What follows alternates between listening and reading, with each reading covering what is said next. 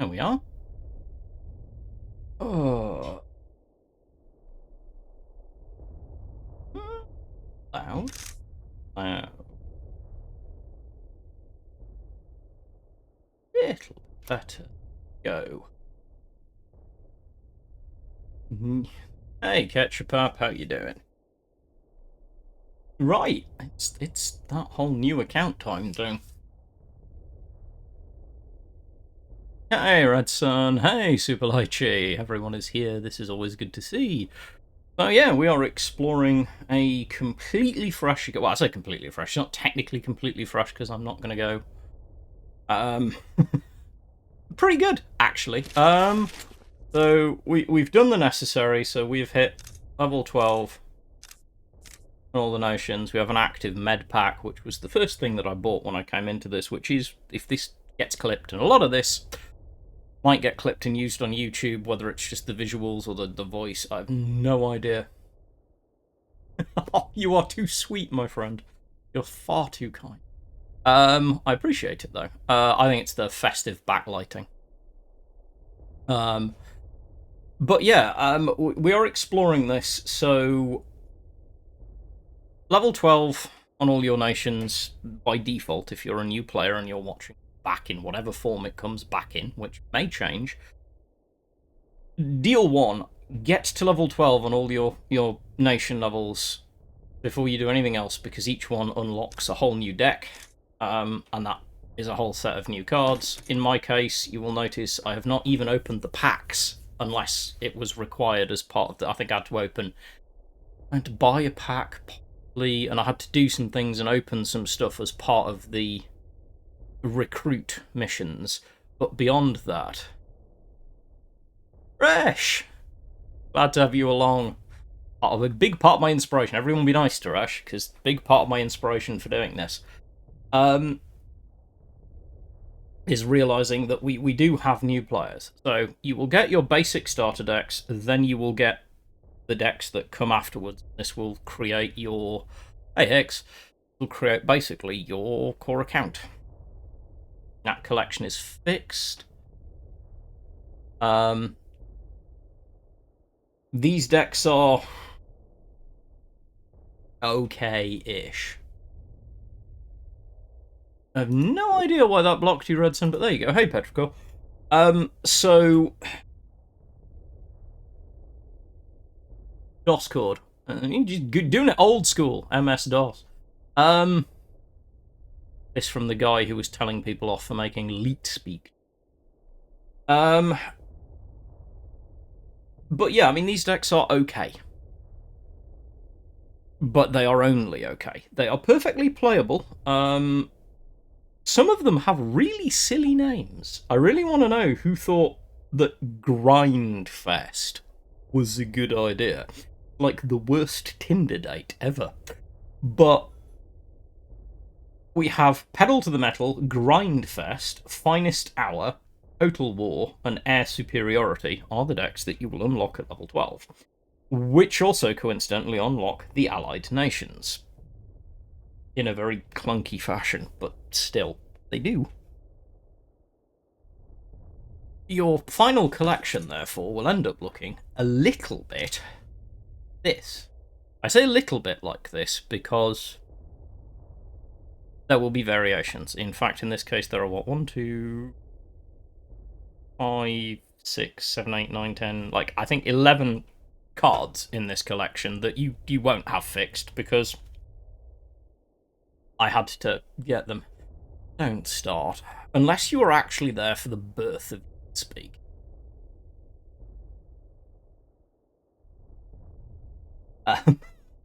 Like Wee Dinosaur. Shoo. It's one of the...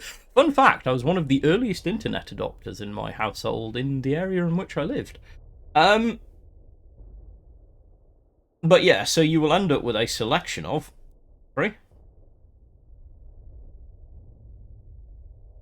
From the various nations. Notably, some of these you will get full sets of.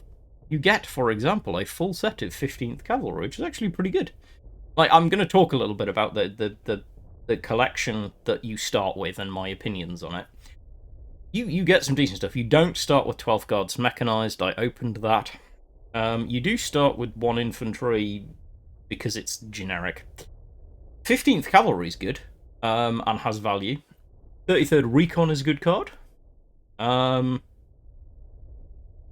Most of these plain text cards, however, are filler at best because plain text cards have become less and less relevant. Hey, Rider. Carranza Juan Batista, greetings, my friend.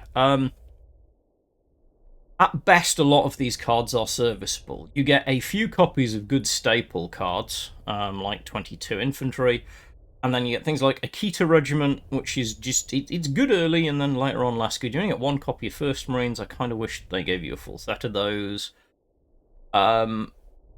But yeah, I mean, you get flexible ones, and then you have whatever you open. Artillery-wise, you get a limited selection. I will say,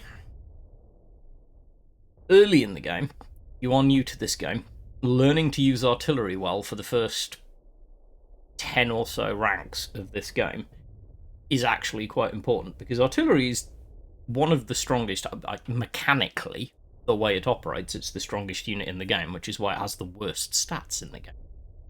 Because artillery is basically incredibly hard to counter. Therefore, it's slow and expensive. However, there are cards like Katyusha and the Priest, which is surprisingly good. 76mm howitzer's not half bad either. Tank-wise, we've got L640 if you're into that sort of thing, but I opened that in a pack. We do get Humbers, though. Yeah, Calliope's good, but not available to a new player. So these are cards that are available. So literally everything. The only things I have gained before having a look at this and chatting about it, I've opened 1 copy of Frontier Force, a copy of Kangaroo Transport, Glide Bombing, Retaliation, the new Shokosha,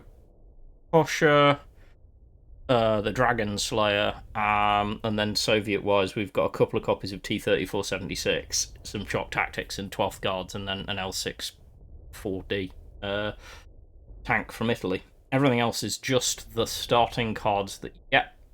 There are some decent ones in here.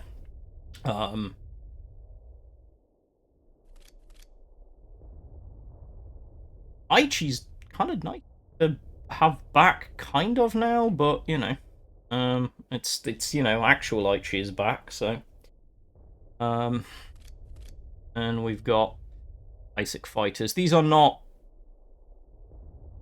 There's some good cards, but there's also some kind of mixed bag stuff, and you will get overwhelmed by things like orders. I will do a proper video at some point, kind of discussing the starting collection, but you get a whole heap of orders from the starters, and basically not a lot in the way of countermeasures, because Retaliation I actually opened, so you get like, what, 6 countermeasures in all those decks.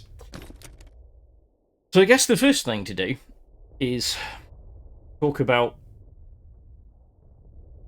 what we're going to do with this account and how this account will do. The aim here is to try and show off, and this was discussed in my Discord, by the way. Please do join my Discord, especially if you're a newer player. You will find it useful. Someone let me know if that link isn't working, because it might need updating. But as a newer player, it's good Discord, it's very available.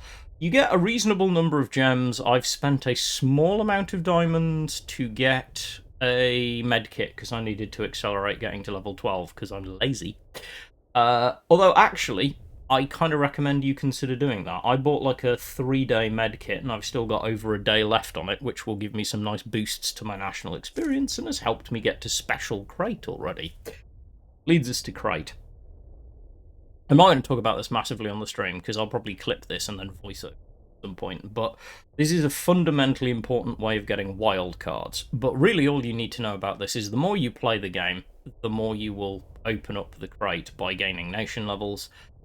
Nation levels are quicker to get lower down and slower to get higher up, so it actually helps your crate progress if you play multiple nations rather than just mainlining one deck. try and get to Field Marshal. Just a FYI.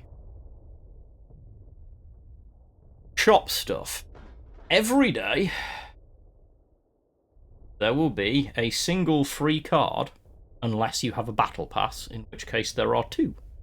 Always grab these, especially at the minute. Really want to take a moment to 1939 have done a really good job, in my opinion, with the free cards that have been in the shop since Blood and Iron released. They have been good, solid cards from Blood and Iron that you can make use of, and they've been good free cards to get. And then obviously there's some of the really good cards from Blood and Iron have sat in the corner and would cost you like 40 diamonds. Do not pay diamonds for cards, it's just not worth it. It's not an efficient use of your diamonds, it really isn't. The economy in this game is driven by gold, which you will gain in-game by completing daily missions, like these ones, or by making nation progress, or by playing draft games, sometimes tournaments. We can talk about those at some point. But ultimately, the most efficient use of gold is generally either drafting if you're good at it, or buying packs.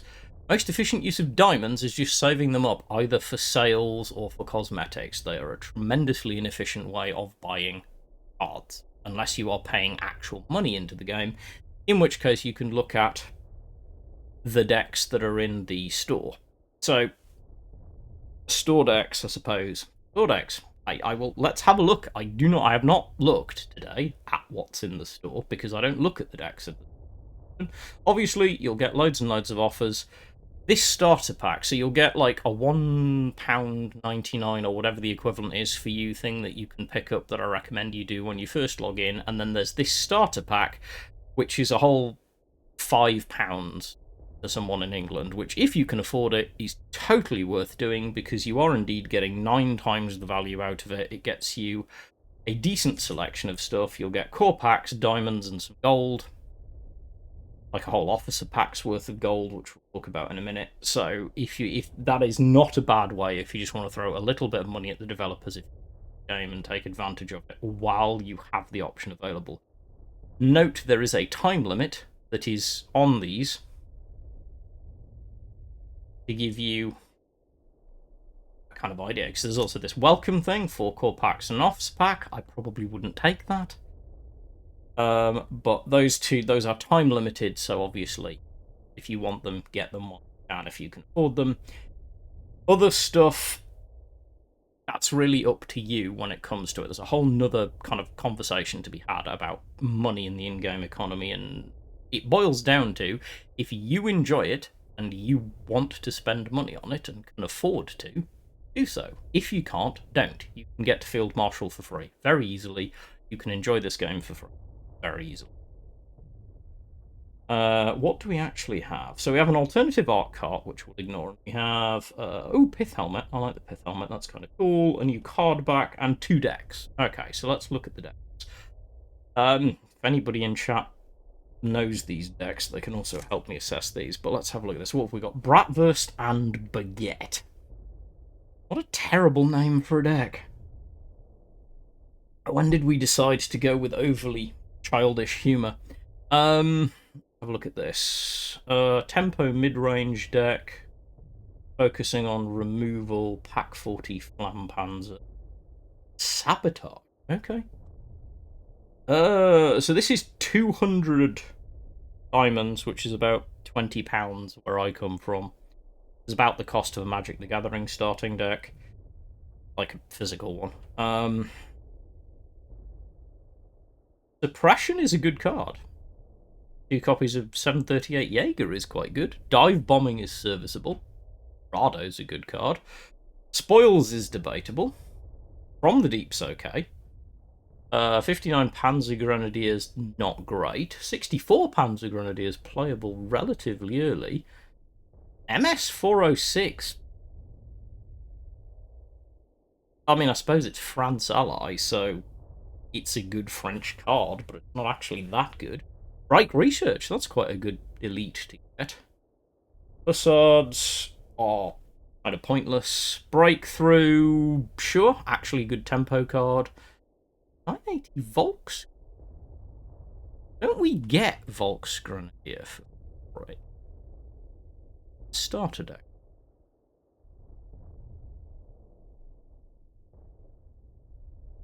Sure, we get Volk's Grenadier. I'll check the collection in a bit, but I'm pretty sure I don't like that because I'm pretty sure.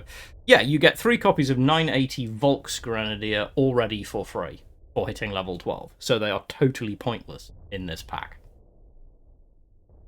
Just observationally.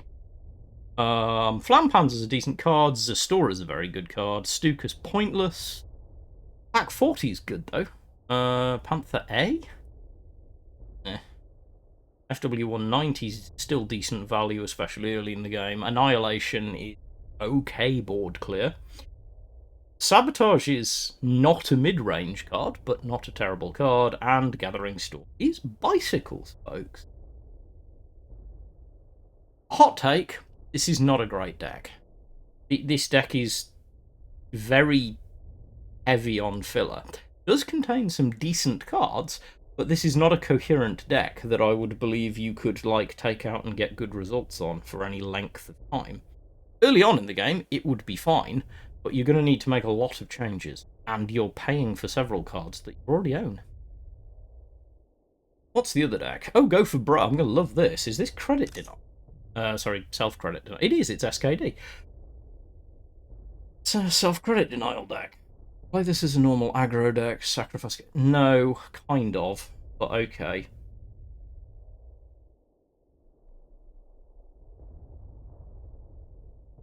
Yeah. Okay, so the advice is decent. What do we get? So we have 2 copies of Airlandancy, which is 1 less than we want in this deck, but that's kind of okay. 34th Infantry, which we want to take and throw out of this deck as soon as is humanly possible, because 34th Infantry is the one that discards a card at the end of your turn, and in self-credit denial, the last thing you want to do is watch as you pitch your 1 roofs and credit denial card. So that's anti-strategy.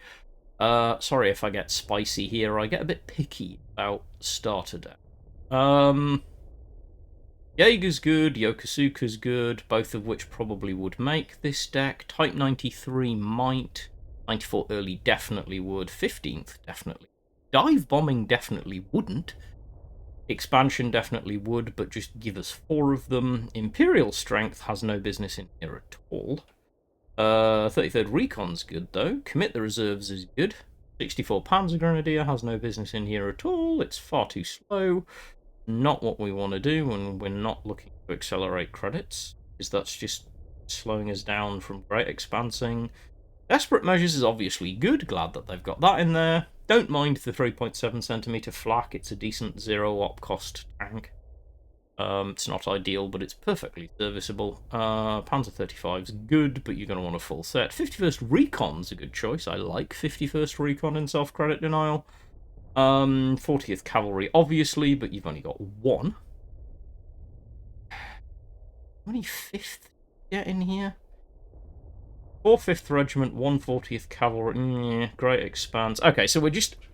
It's a good start, but we are short a lot of the key cards, but at 120 diamonds, this is a substantially better deck than the 200 diamond one we looked at. But, it's a big but, this deck has an incredibly high skill floor and an even higher skill ceiling. By which I mean you can't just pick up this deck and play well. It won't happen. Anyway, that's my opinions on those. I would not necessarily go out of my way to purchase either of those. If I was purchasing one, it would probably be self-credit denial one. Wild cards, save yourself the time at low level. You don't need to be crafting cards. What you open will be perfectly good enough. Which leads us to opening packs, which we're going to go and do. Now, arguably, once you hit Elite Crate, it's kind of, you get overlap for a week. So you can keep opening past that, and it will overlap when you open your crate. So don't be too afraid to open packs. So we're going to go crack some packs. Hopefully everyone in chat is kind of following, and we're going to get some gameplay, because this is a stream, not the YouTube. There are YouTube videos coming. So we have a Blood and Iron pack that we got for free. Any bets on whether we get anything good? Bloody 11th. Back. Air Corps ferrying. The moor's alright. Hold down's good, so that's good direction.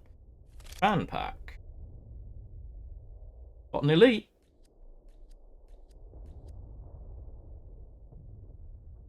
And it is a terrible card. Shame, really. Not a great elite. Like this, though, I have a feeling I can think of at least one deck that we may be making shortly. Got 12th mech, which is very good. Do a 6-pounder frontier overrun. Oh, we've got Matilda. Find a Matilda, and we've got German elite. Possibility that this is something good. Yes, it's one of the best elites in the game. Nakshub, happy to say that. Anyone for German US mid-range? 94th as Covert Engineers, 4th Marines. I'm gonna blast through this and then throw some decks together. So if anyone's got any thoughts about this, things that you might want to see played, let me know. I'm just cracking open the collection. Push, oh yay. Not much use unless we open a second copy. Right, so. Throwing together decks at the start of the game. First of all, let's have a look at the cards. Nakshub makes me naturally want to lean Germany, because Germany's a really consistent choice. But I might be more inclined. Have a look at, because we've got, how many copies of? Oh, single copy of 269th? Good. Depends on what tanks we've got. So, what would you guys be doing? I mean, you've had a quick look at the collection. We've got some very good players in chat. Stars and Stripes is all we see. Instinctively, first thing I want to do is have a look at Soviet tanks. So we've got the Su-76, which is good. P-60. I have a feeling I'm going to look at a Soviet-US tank deck. As just a quick deck to throw together to get some models. Yeah, because we've got 2 copies of 12th Guard Mechanized, which is decent draw.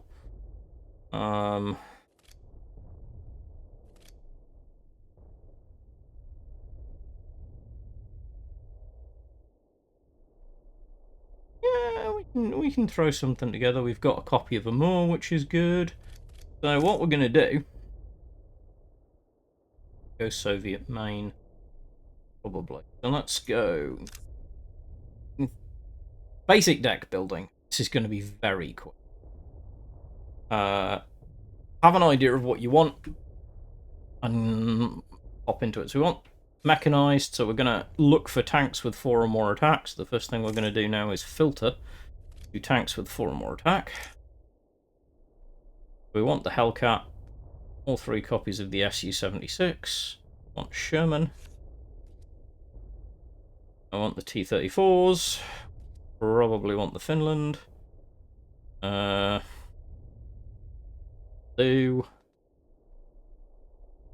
so I've already got a decent set of tanks that will trigger these tank triggering cards.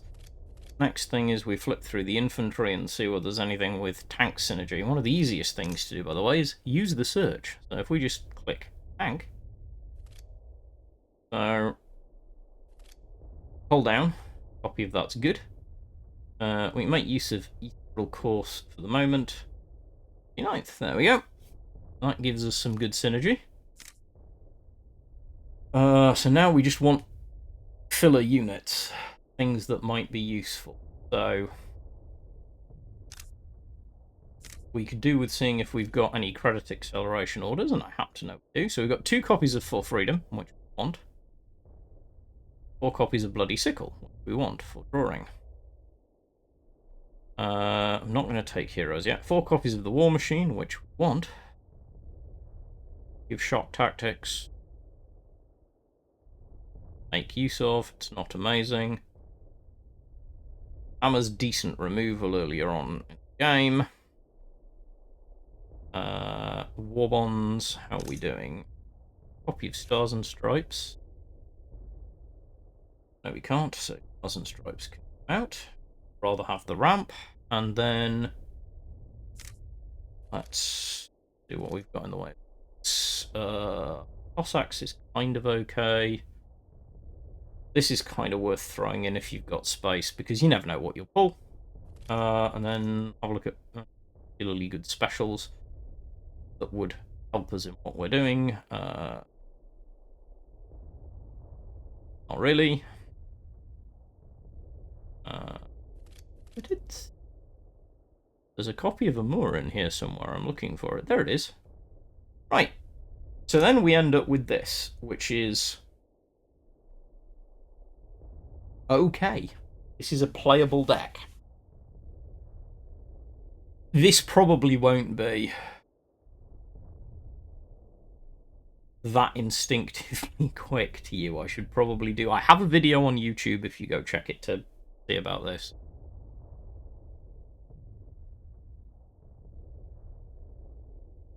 Junior's first deck, and we're going to see how we get on with this. There's a pretty well-seen archetype, put a little star on it, and we go and play some matches. That's how we test a deck. I'm testing in ranked, you might not want to, so anyway, that's kind of where I'm at with regards to deck building, new player experience. This is where I open up the chat for anyone who's got questions, comments, ideas about what to do with this new player account. I'm probably going to build some decks for different nations and try out different things. I think the new player experience is still pretty solid. So I should say, Super Lychee, I have a strategy in mind because I kind of know the archetype. I'm going quite quickly here because I'm on stream, but I actually appreciate you pointing that out. Yes, there is a strategy in my head. This is all about using credit acceleration in the form of ramp to get the advantage from our tank synergy. So we want to synergize with the 4+ AC tanks and the cards that strengthen them. I just went instinctively. Really difficult because to me, I can look at a set of cards like that and see the synergies because I know the archetypes. If you're looking for archetypes as a new player, one of the best things you can do is ask on Discord. What I will say is if you ask on my Discord or the Cards main Discord, I think it's good practice as a newer player to put in brackets or as part of the question about what you could do with a deck, what ranks you're playing at, and kind of how new your collection is.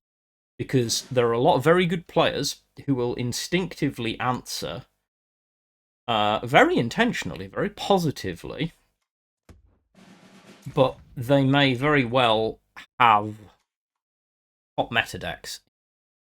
And you might suddenly see, especially if you ask for like a Soviet deck, you might suddenly see a deck that comes up that has like 8 elite you can't possibly make. Because if you're on a full collection, which a lot of us who've been playing for a lot longer are, that's quite easy to do. This deck is a fairly simple strategy, which I'm hoping to illustrate as we play it out, which is obviously we now have the Amur here, which means that, for example, this now has an operation cost of 1, which means I can play this down and operate it this turn. It has heavy armor, so it takes no damage, which puts a very difficult unit for our opponent to deal with. Our opponent is dealing with heavy armor too, which is a lot. It means that they're not able to do a colossal amount of damage, which is good. And then we are going to try and take advantage of effectively an advantage in kind of tempo. But these kind of tank decks are very solid synergistic decks. This is a good example. So the 12th Guard's mechanized. When we deploy a tank that has 4 or more operation cost, which we're about to do, we draw 2 cards, this promotes, giving us a good unit to trade. Now, in the case of this unit, once it's promoted, it is no longer doing anything, and it has an operation cost of 1, so the first thing I'm doing is getting rid of it. I'm going to use it for 2 damage, it's done its job, I want the space to keep the tempo going. So, at the moment our opponent has the front line, we need to get that off them, but we have tools to do that. That flak gun needs to die, because this thing, so always take time, have a look at what your opponent's units do. This flak gun deals double damage against air and tank units. Against tank units, this means this thing's dealing 6 damage, which will move most of our tanks. So we have the hammer, which will deal 6 damage to a ground unit. We're going to use to remove this. Then we're going to use the heavy armor tank to trade out. Push forward, do damage. Second tank forward, and now we have 2 heavy armor 2 tanks in the front line, one of which gives us another tank when it dies. So this is a very, very powerful card that we've been very lucky to open. The fact that this gives another T-34 drawn from our deck and reduces its cost means that it effectively thins our deck.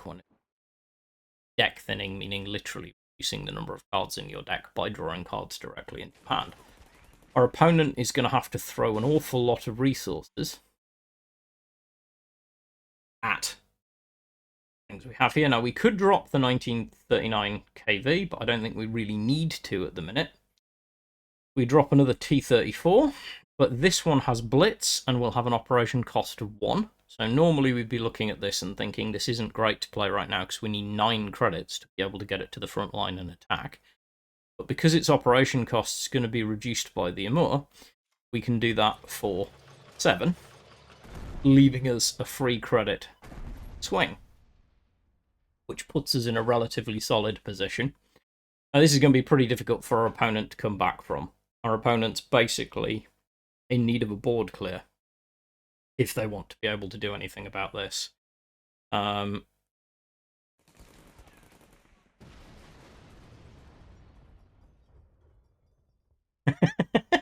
don't know whether it is or it's not, but it might be. I mean, it's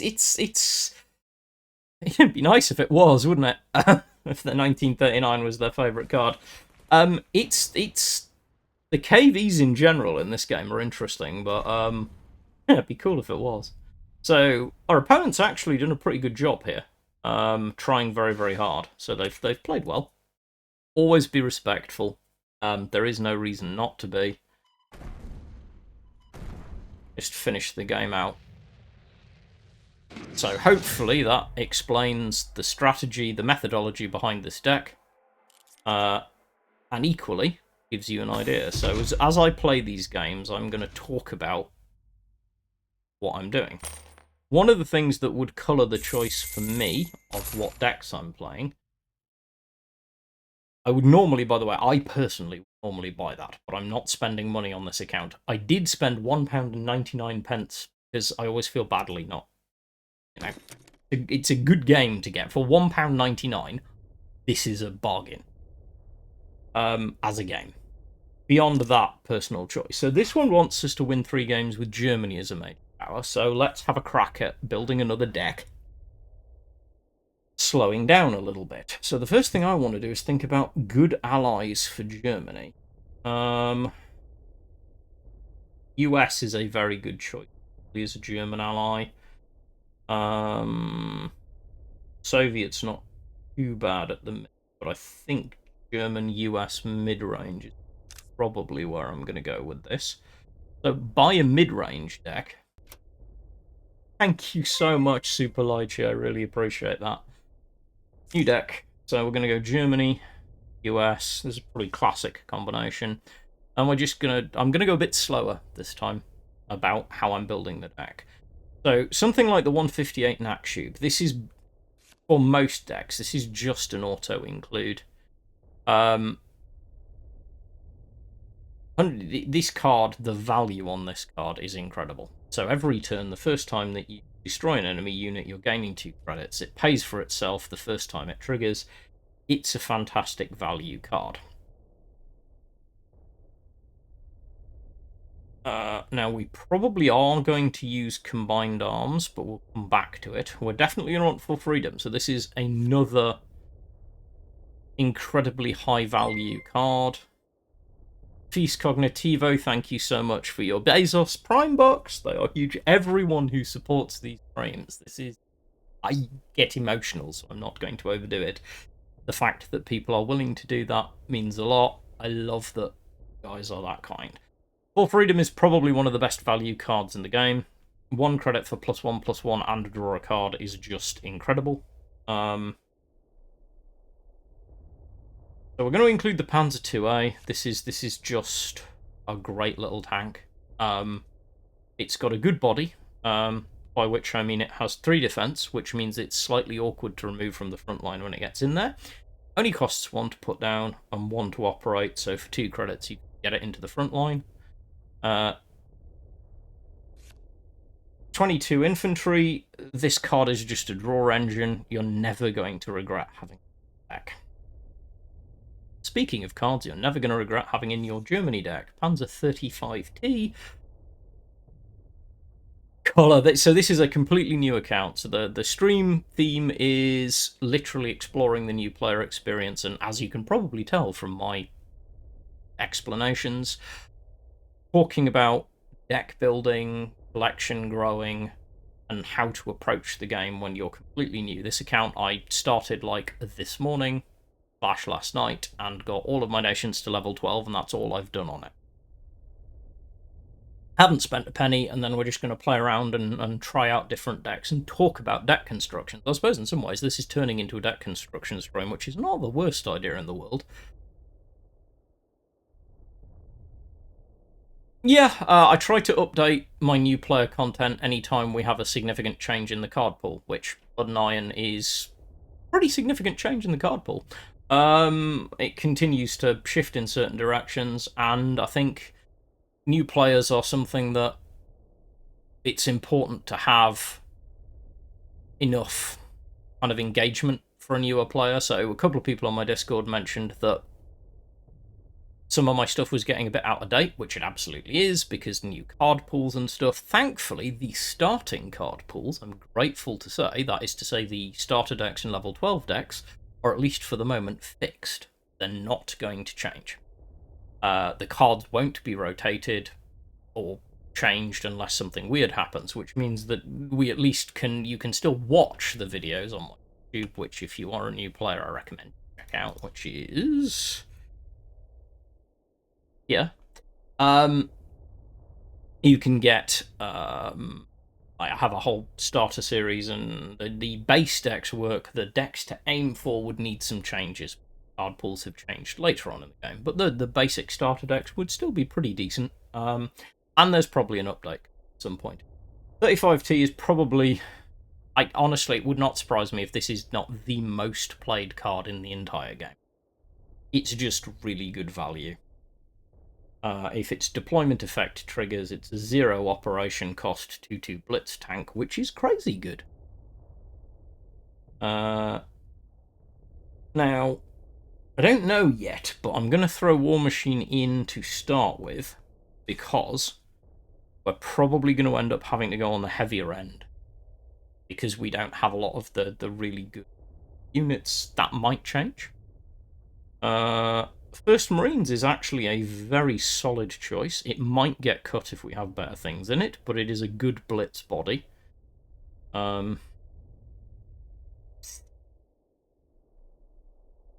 Covert units aren't really helping us right now. A couple of copies of Blitzkrieg won't hurt. Hellcat's good. Blitzkrieg's just a good finisher. Panzer 38T, this is another just good value card. It has draw on it. 3L is worth including for the moment because we don't have a lot better.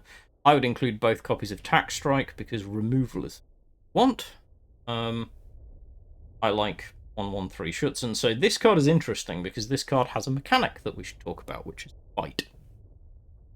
So, hi, I'm cooking on a new player account, Enrico. So 113 Schutzen is both a good body at 4/4, It doesn't have Blitz, which you would think is a bit sad, but it has Deployment Fight a target enemy unit. Fight means that they immediately engage in direct stat combat. Now, that's important because it doesn't include any of their other card texts or their unit types or anything. They just smack each other about the face, which means this will hit something for 4 damage, and then if it doesn't take 4 damage in return, you keep the body at whatever's left on its health. So it's kind of removal and a unit together, which is really good value. German in any frontline deck is great because 4/4 body that also draws you a card. Might come back to Enigma.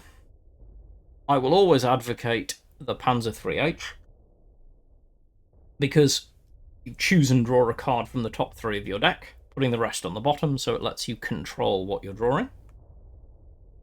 3J we might come back to. We've only got 1 US slot left, so we're going to be very careful about what we do with that slot. For the moment, it's going to be Stars and Stripes, because backline remove bad, but that might change. And we're rolling a little heavy here, but I think we can afford to include a couple of FWs. Right, so now we've kind of... what I've done is I've shot down...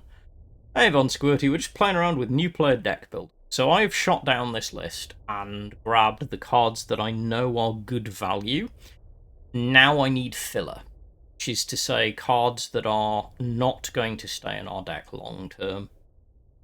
Because I don't have a full collection, so we need to look for filler. So the first thing we do now is we look at our curve. Now we want to play this deck relatively aggressively to try and take the front line. 5 1-drops isn't enough. We need more cheap use. First thing we're going to do is we're going to shoot back up to the top and take a look and see what we have that we might be able to use. Now in a perfect world, we'd be looking for units that have Blitz. Unfortunately, without cutting some US units, we're going to struggle. Now we're having a look to see if there's anything from the US that I'd be willing to cut.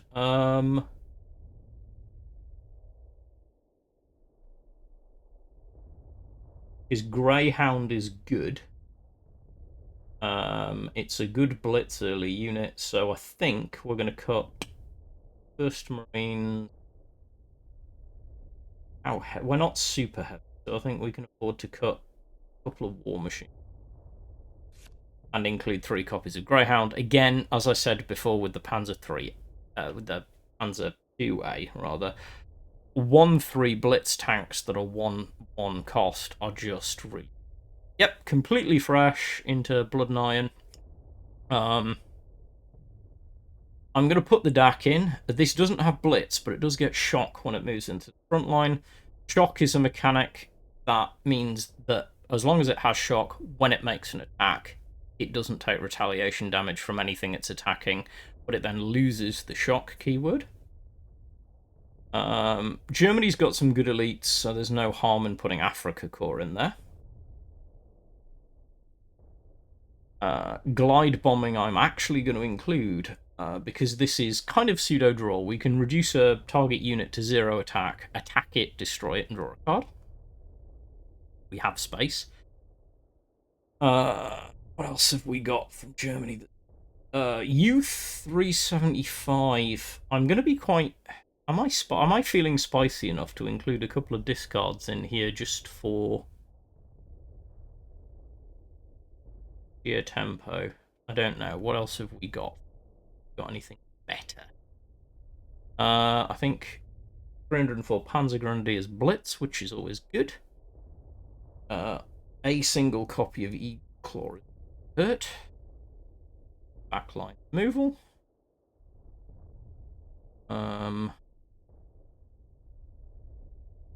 Run a single Enigma for a hand refill if we ever need it. 3J, not great, but it'll do. And then I think we're gonna... I think we're just 5. This is just a Germany US mid-range deck.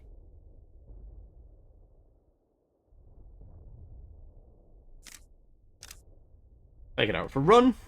As discussed before, I will talk about what our strategy is. We want, so first of all, when we mulligan in a bit, we're going to want to see 1-drops,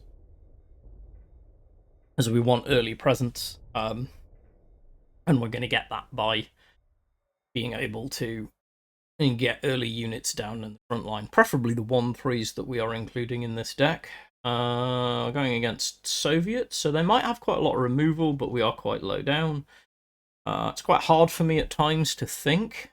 This is a complete pitchback. There is nothing here that we actually desperately want in our opening hand, so there is no harm in pitching everything. So we've got Panzer 2A, which is good. We've got a dead Panzer 35T, which is a shame, because we don't have an infantry, but that's okay, we'll get there.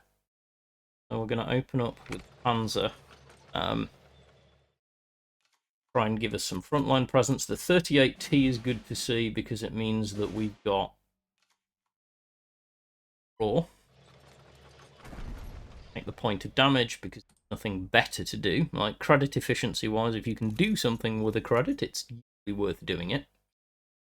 Our opponent's ramping hard.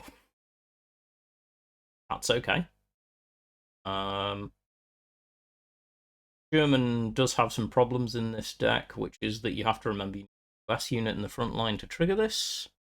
So for us, it's quite often just a 4-4 body. It's better in US main. But we have an imperfect selection of cards.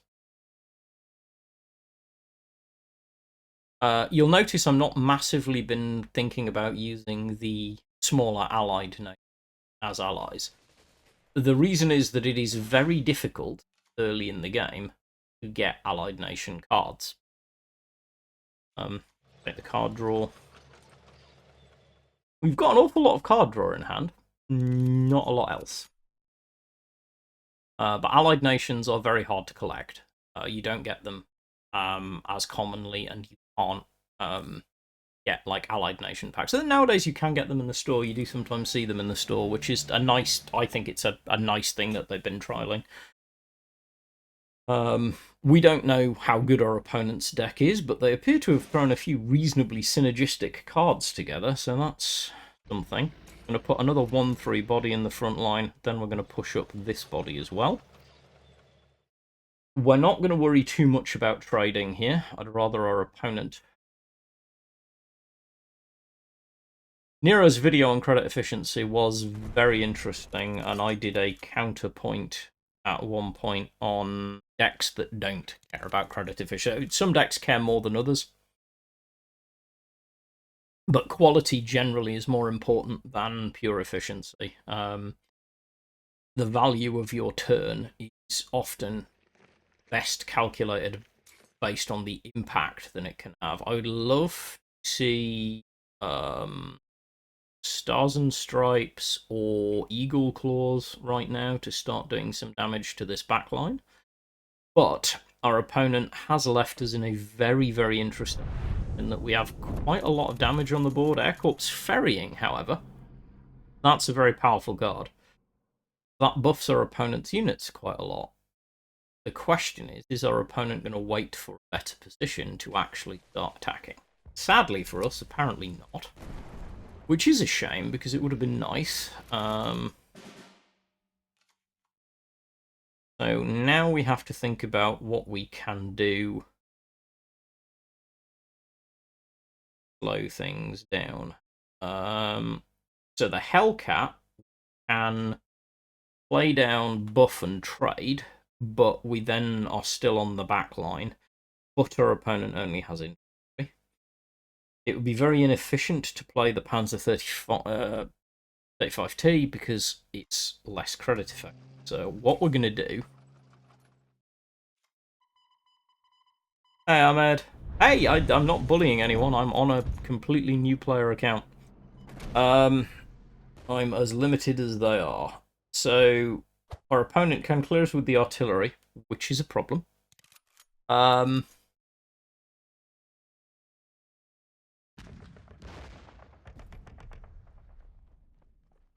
Our opponent is short on cards, which we have to hope will give us an advantage. But I'm immediately seeing some synergy issues in this deck, which is good, because I can then go and tidy it up. And at the moment, we need a big body. Currently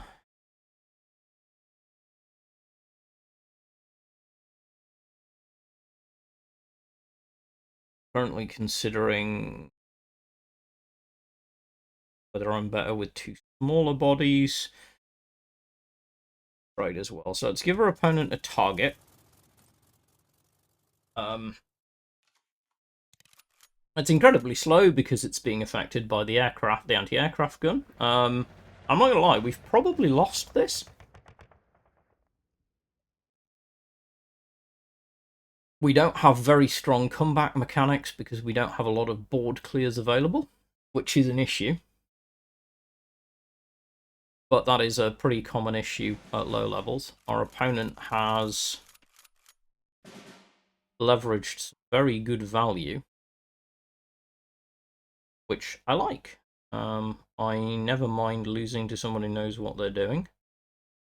So our opponent's threatening 8, 17. So we have lethal on board. So we're going to have to trade out inefficiently.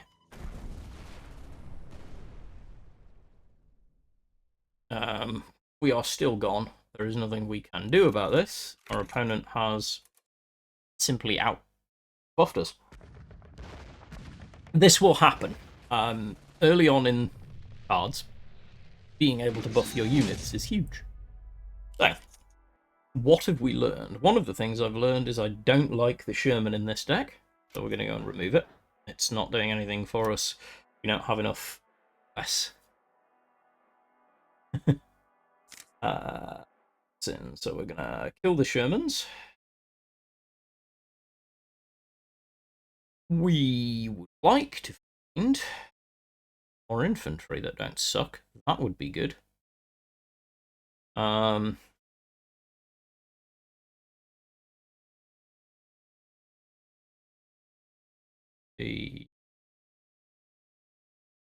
5th is not terrible.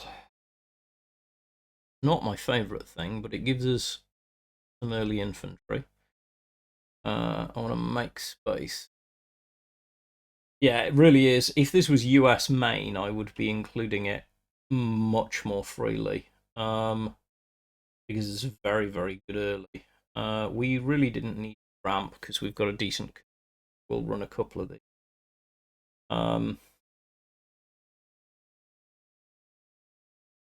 So actually, we might do include a single copy of Air Corps carrying. We probably do for those, because that's just an incredible buff if we get it off.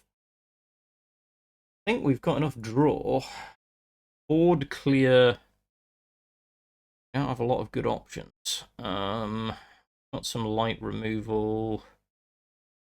I think we just had a bad matchup. Make a couple of quick changes. Okay, but we'll find out. So again, you will find that early on with limited collection, you're going to have to mix and match and try and identify things that didn't work. So in particular, I saw the War Machine in my hand throughout that entire game, which tells me that it had no value. It wasn't doing anything. Sadly, no, Von Squirty. I have asked. I've not been refilled for the month yet, so I am currently giveaway-less. Otherwise, I would absolutely be giving things away on this stream. So we're going to keep the 2 1-drops. Put the Panzer down. This will hopefully go a little bit better and show how a deck like this can work. Decks like this tend to want to trade. So one of the things we're trying to do tactically is trade. Good value. So our opponent's still running Naval Brigade, so they're probably on a relatively early deck. That's okay. We're in a very... So we have... Now, the temptation here might be to attack HQ, but I'm going to take the draw and the buff, because now, even if my opponent attacks, he's going to have to sacrifice a second something to remove it. So this card, this will 2-4. The 2-4 will 2-for. which is good, or 2 for 1, so that our opponent will have to outtrade to remove it. Or in this case, I mean, it's the same result because final push means our opponent's using a card. The DAC is not worth playing here, so again, we'll take the draw. We have 13 Schutzen, which is a really good turn 4 play if our opponent drops something that has a decent body on it.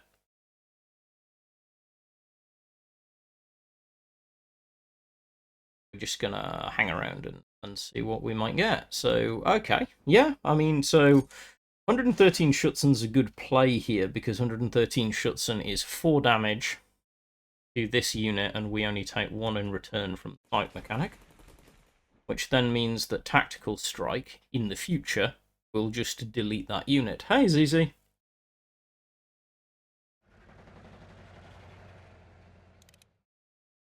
Howitzer coming down is... I've mentioned this before. Artillery is really, really quite devastating for the 1939 deck. My commentary, Nero's commentary, both. I mean, my commentary earlier on in this stream about the 2 that are in the store at the minute was very scathing. Because they're just not great. Or rather, one of them is a good deck, but requires too much skill. We're just going to tempo advantage. Our opponent is probably not experienced enough that I'm going to regret that play. Often I'd hold that till later, but in this case, our opponent is going to put down a big body, which is fine. So we're going to look at different ways that we can take advantage of that. Take the front line. Then we're going to take a slightly more steady approach. I'm going to push this for a little more frontline body. Yeah, I'd agree with that, Red Sun. If you're going to spend money, then not like the 2 decks we've seen today. One of them, the Bratwurst and Baguettes, I still can't believe that's even a deck. No, just a bad deck. It's not good. And the other deck that we saw was pretty awful. So we have Tactical Strike here, which is great because it removes a big threat. So then we're going to demonstrate the power of the shock keyword. So when this moves into the front line, it gets shock. Shock means that when it attacks, it doesn't take retaliation damage. So this activates shock. You'll see the little icon appear. That means when I do this, I take no damage in return, which is a free trade. Pushing this up gives it a bonus, and we put ourselves in a good position. Yeah, Von Squirty, the conversation that was had in Discord made me have a look to see whether there was anything, so I'll show them up again in a minute, but the 2 decks that were in, we had Bratwurst and Baguettes and Go for Broke. Bratwurst and Baguettes is the Germany-France mid-range kind of deck that is basically terrible. And, by the way, includes a full set or 3 of a card that you already have a full set of just from getting to level 12, so it's just not good value. And at 200 diamonds, it's not worth it. The 120 diamond deck, Go for Broke, is not a bad starter deck if you want to play Self-Credit Denial, but Self-Credit Denial is a very high skill ceiling deck. Things you will definitely experience, people being annoying and tilting you by saying things like, is it your go? I will endlessly remind anyone watching this video back either here or when I upload it to YouTube, you have 90 seconds to take your turn. They are your 90 seconds, and anybody who wants to demand that you play faster can frankly use them. Don't care, not interested. If you want to take your time to play, you take your time to play. You have the time to play. Got a problem with that, you need to go see someone about your patience. Aggressive, perhaps, but true. We have a number of choices here.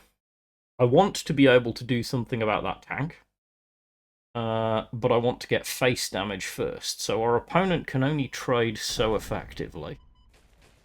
So what we're going to do is make sure we have a good frontline presence, making it awkward for our opponent to actually do anything. Yeah, take your time playing the game. At this point, the fact that our opponent has one big unit on the board isn't helping them because they have not actually gained any traction. They've not gained, which means that we are in a commanding position even though we are a card short hand. Yeah, you can also hit cut communications. Please feel free to do so if you find it tilting. It doesn't bother me. People can spam emotes at me all day long, and I don't really care most of the time. But cut communication is absolutely a valid button to the point whereby part of me kind of does wish there was a toggle. I personally wouldn't use it, but I know a number of people who would. It is a perfectly valid button to use. Okay, so 3-4. We're going to take this, also put it in. We're not going to mess around here, we're just running face because we only need 3 damage to face to win, and our opponent's highly unlikely to be able to clear our entire front line. If they can clear the tank and the infantry, the bigger tank and then we have to do a little bit more work, but that's actually statistically quite unlikely. Oh, they can do if they know what they're doing. So if they sequence this right, they can clear us down, and hypothetically live one more turn. Which is good. That's good play from our opponent. Buying themselves the turn that they have left. See if they can do anything with it. Unity's Strength, you probably didn't want to play at that point, but that's okay. So we're going to draw, see if we get Blitzkrieg. We get Hellcat, which is good enough. Blitz Tank, which wins the game.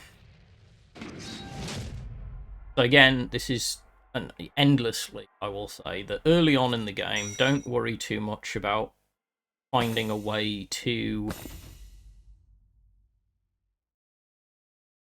gain like weird super combos where you play one card into another and then it buffs it 19 times and hits.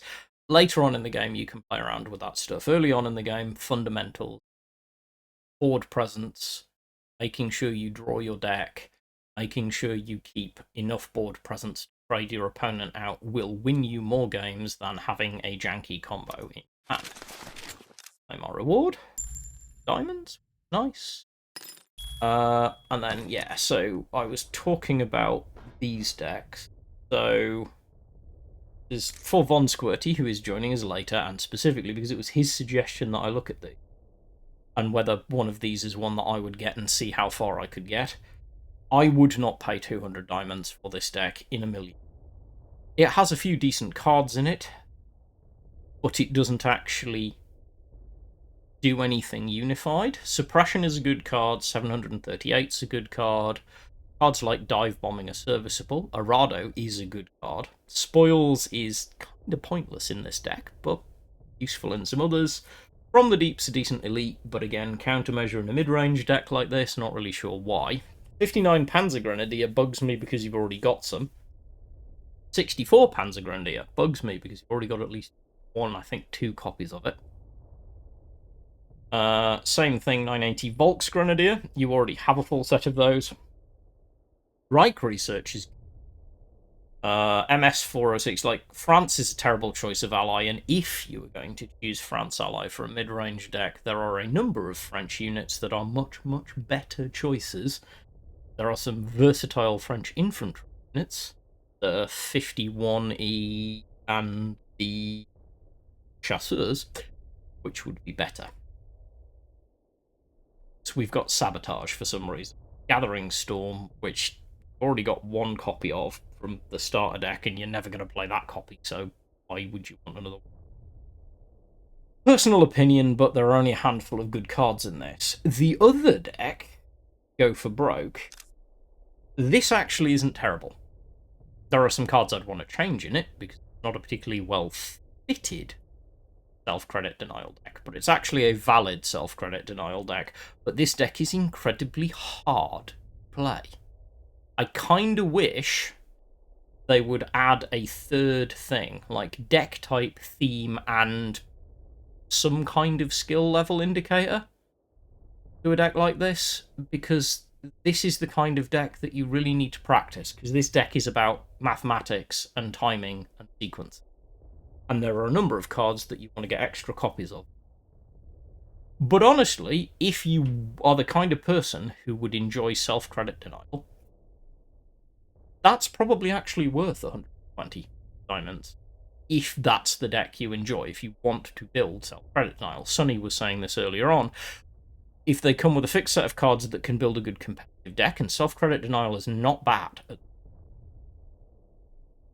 It's not a bad start. This is a good basic framework. It's missing a few pieces, but it's not terrible.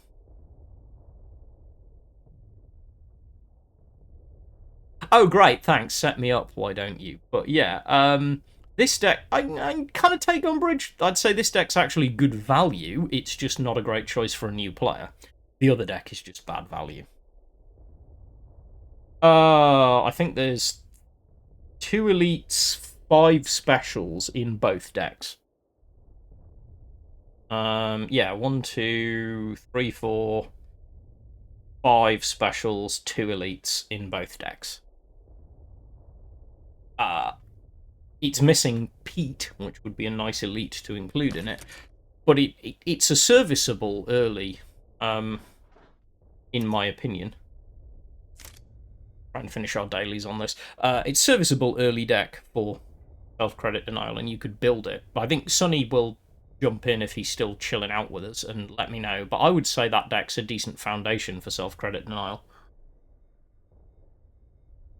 They're not. I mean, they're not. To be fair, they're not designed to be competitive. They have to, from the game devs' point of view, from the company's point of view, they need to be good enough that you can get wins, but have enough room for growth that you need to acquiring cards, because that's what keeps you going. I mean, if you look at any Magic the Gathering physical starter deck that I've seen recently, same thing applies. They're good enough to get you some wins, but you're going to want to make them better, and that means that you play draft or whatever, which is kind of the point.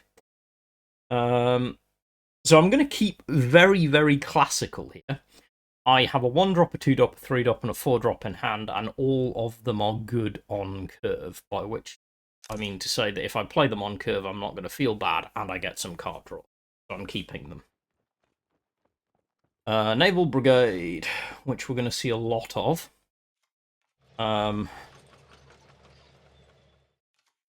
But yeah, I mean, they're certainly not... You're not getting... No, that's harsh. You were really, really good on self-credit.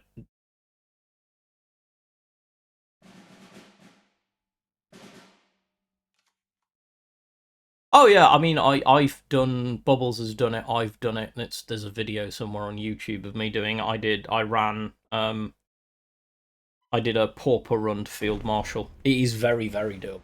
You can get to rank 1 on a Pauper deck.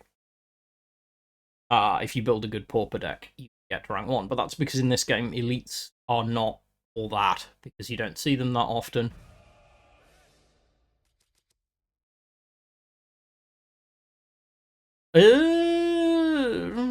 I don't remember that, but I suspect it probably can be done. I believe you. But yeah, a token, you could definitely do it.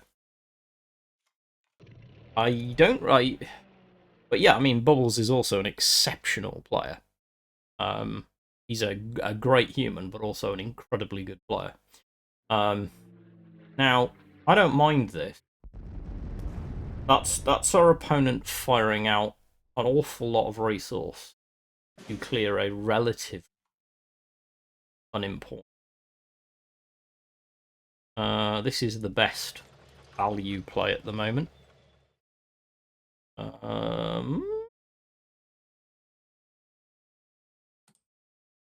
rather have the blitz at the moment because I think our opponent's going to play very defensively. But yeah, you can I will have a chat to Bubbles about what deck he was for that, but I fully believe that someone like Bubbles, if you're skilled enough, can get there. So again, our opponents used a huge amount of resources. So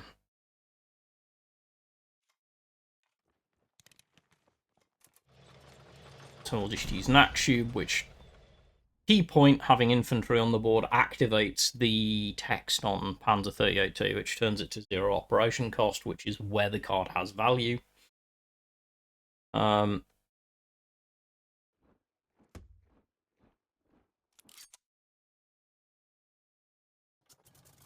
Okay.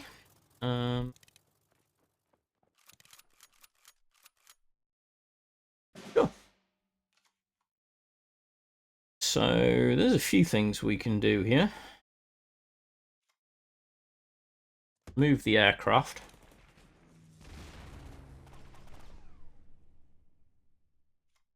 Draw. Von Squirty, you referring to Bubbles topping ladder at Pauper or the Pauper?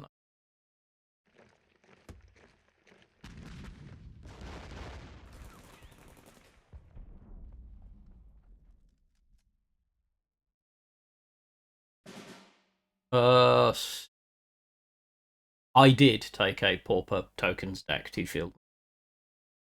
I was just wondering which one you're referring to. Super Lychee, how long is it? Bank on the... Sorry, I don't quite fully understand the question. How long is it ago? As in, how long did it take for me to get the infant in this match?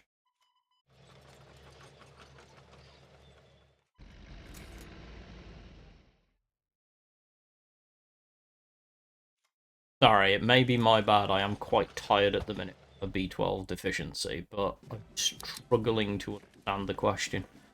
Ooh, get a Nakshub. Take a second to Nakshub. The value on that's insane.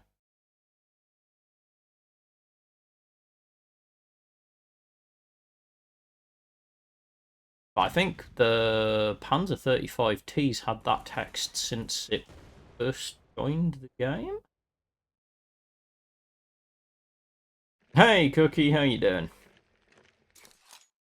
Okay, so now Eagle Claws looks a lot better.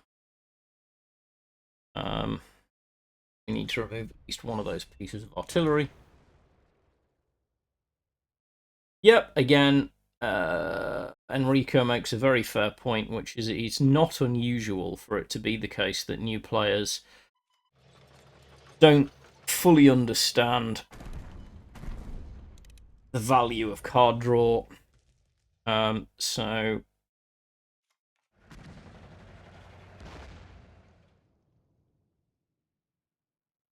oh Lord, that would have been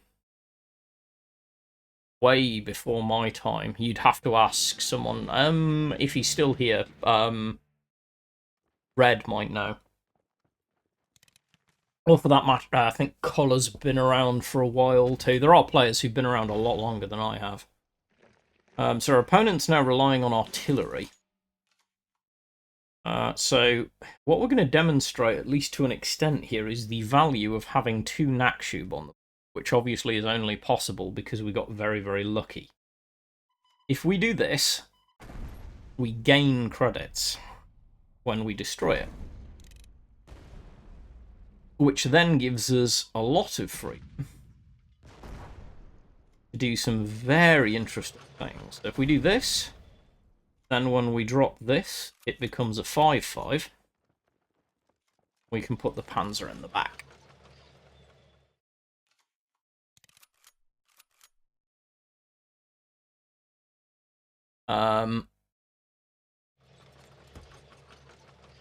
And then our opponent...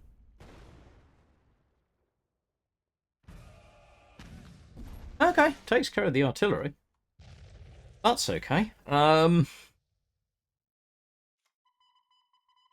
what we're going to do... This... Do this because it draws us a card. This gains shock, which is great. And now our opponent has to do all the hard work.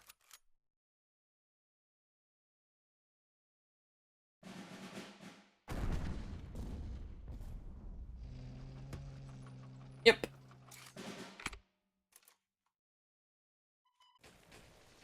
Acceptable, just tempo win. Thanks, Cookie. Again, if you just focus on good, solid play sequencing, you'll climb pretty quickly. You'll notice we've climbed alright, actually. We're not blitzing through the ranks, but we're climbing at a decent rate. We're playing some decent games. We've now got 2 decks from just starter collection and opening, like, what, 8 packs that we got for free.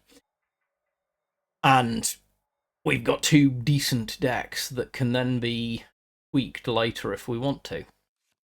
That's pretty much the way that I would advise people approach early game in cards. There's a lot of things here we don't want to see, but we'll keep the Nakshub, because the Nakshub is just incredibly good. US Ace is great because it gives us a free buff. This card loses value very quickly as it goes in ranks. By the time you get to probably about rank somewhere between 10 and 12, the card is basically bicycle spokes. It's not worth including. But early on in the game, any buff is a good buff, because this becomes even more awkward to trade. The card, I believe it's US Ace, but I don't actually know. I'm not particularly good on... So let's get some free credits. Get us draw. And now we have a really, really awkward to remove unit. So our opponent will be looking for something like the hammer. He gets the pull down trigger, which is nice for him.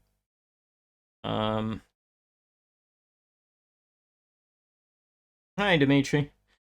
So we're going to do this because that takes it out of range for our opponent to just trade out.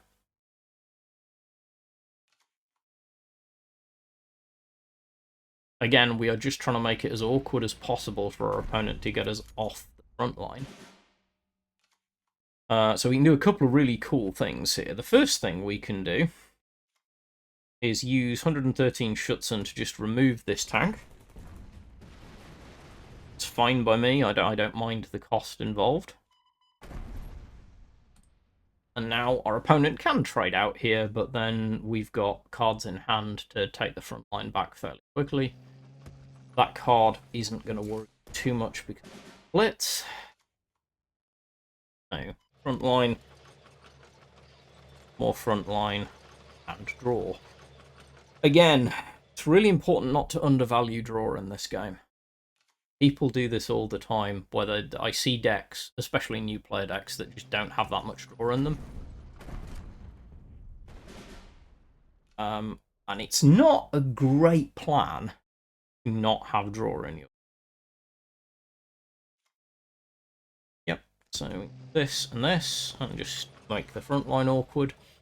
So what we're really trying to do at the minute is just make our opponent constant trade. They have a lot of very good tanks.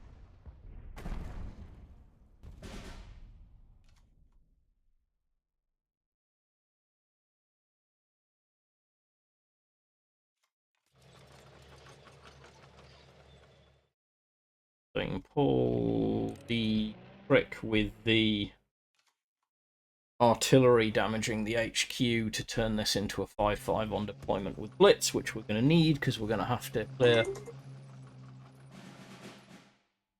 Yay, thank you so much, Raiders. Thank you for coming along. Always good to see. So we'll drop the artillery. This then becomes a 5-5, which lets us trade out big threat. Thank you all, Dubinator. Hi, welcome along to the stream. Love Raiders, come along, enjoy kind of a new player focused card stream. I am taking I'm Bear Gardner, I'm a streamer, content creator.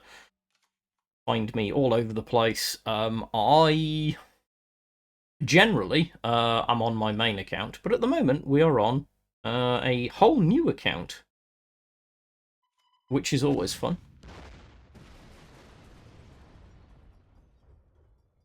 Now, I've got some awkward trading to do here, which we're not a massive fan of. So, body down. And then you only do 2 damage here, which is great. I try not to take too much pleasure in winning against new players. So our opponent can do 8 damage to us. If they've got a blitz tank, they will probably win. That's okay. Guards Mechanized is going to give them draw if they've got a tank, but they're going to have to use... Okay, so they're choosing to trade, which is quite possibly going to be very bad for them.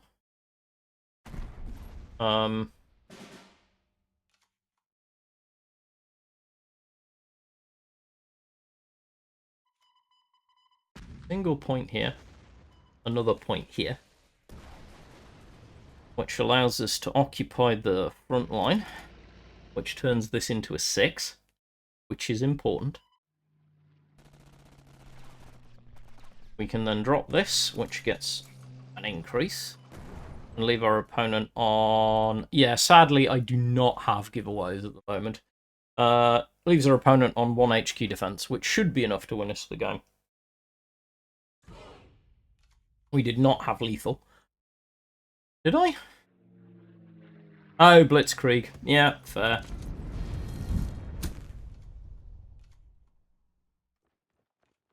I miscounted my credits.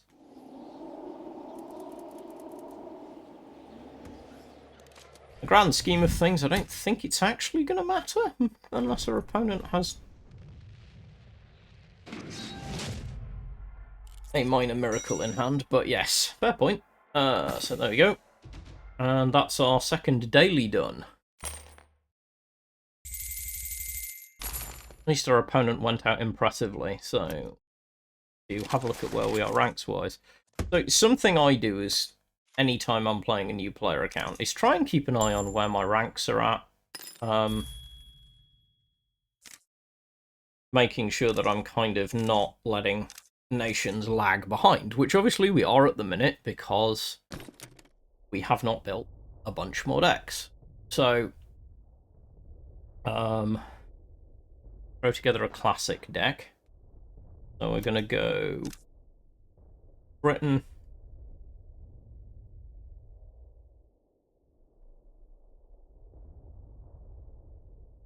Need to go back and check what kind. German. Out Soviet. We only get the Sturmvrix.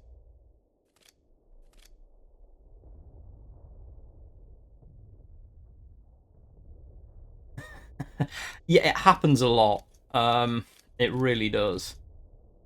So then the next orders. I'm looking for specific things just to see if we have them, which we don't. So I think we'll go super classic. Gonna go Britain, US Air. I wouldn't always go US and Air, Brit US and Air deck, but early on it's a good choice. You're gonna want close air support. You're gonna want for freedom, so they're just good value. Air Corps ferrying is probably good. T-34 decks will do that. So we've got a couple of copies of Gladiator, that's good. We want Swordfish too, ideally. Greyhound's good because it buffs our aircraft. Swordfish is fundamental, as is Albacore. just good cards. The first thing we're doing is we're just going down here looking for cards that are going to be decent in an air deck. So an air deck is an aggro deck. The only difference is it's aggro from the support line rather than aggro from the front line. We do have Finest Hour, this is true. A decent early game buff. I don't mind the Hurricane for Fury. It's not super good, but it's okay. Kitty Hawk's fantastic, obviously. Havoc, I don't object to. It's amazing. Hampton's not great. Spitfire's not great. Stars and Stripes is always good. Mitchell is good value. Carpet Bombing is... and a Lancaster is a good finisher. Then we go back and pick up buffs, extras, like that. So, got Close Air. Pulled the Greyhounds. Pin, never gonna hurt. This gives us some chance for tempo. A couple of copies of Finest Hour. Doing for units. Right, so we need more units, which do two aircraft. Now we start using filler aircraft. So these are aircraft that in Brit Air, no. Not in Brit US Air, because we're not really looking for... well, this isn't a slow deck. We're going to play this quite aggressively. So if you look at the curve on this deck, we're going to focus almost exclusively on early units. So we're actually going to take this, even though it's not great. And then we need 6 more cards in here.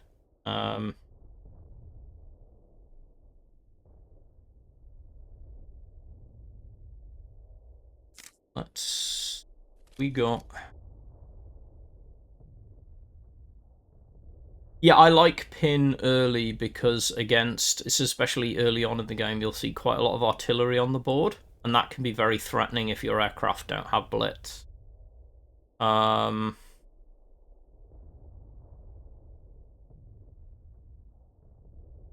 gonna take a couple of copies of Priest because it's not an aircraft, but it kind of fits the same theme in that we're using reach. It's not great, but it will do. And then I'm probably gonna pull.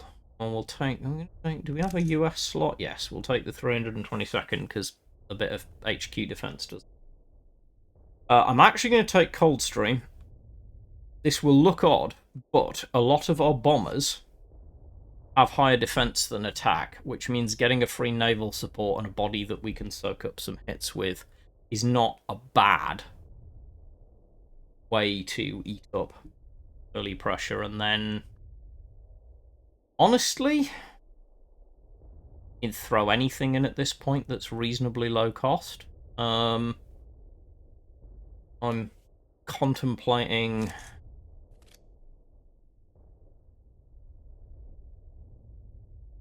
yeah, so I have the Greyhound, which is in the deck. We have 3 full copies of this, which is great for backline buffing. Honestly, I'm just going to make it up with a copy of Cup of Tea because decent buff.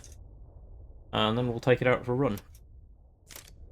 I'm relatively comfortable on air decks. I play a lot of them.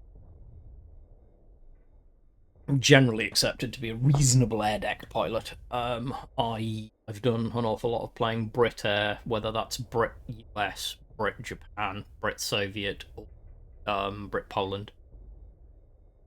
Brit Germany, actually. I think I've played every air variant at one time or another at Field Marshal. I play a lot of air decks. I find backline aggro decks surprisingly satisfying. Maybe it's a British thing. A halcyon desire to do things. So, mulligan-wise, Finest Hour we'd rather have later when we can use it. Swordfish and Gladiator, however, are great, and then we can effectively happily pitch everything else.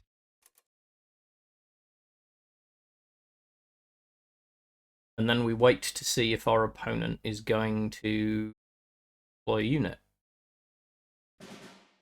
Since they're not, just going to put a bomber down.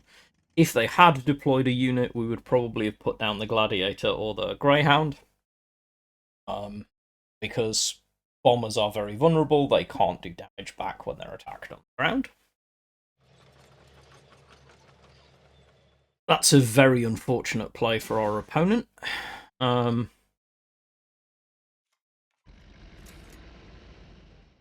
this point, our opponent can't trade out, and we have 2 points of damage from the bomber, so that effectively nullifies this. So the Panzer 35T played naked like that isn't a great card, because a 2-2 tank with 1 operation cost is that amazing.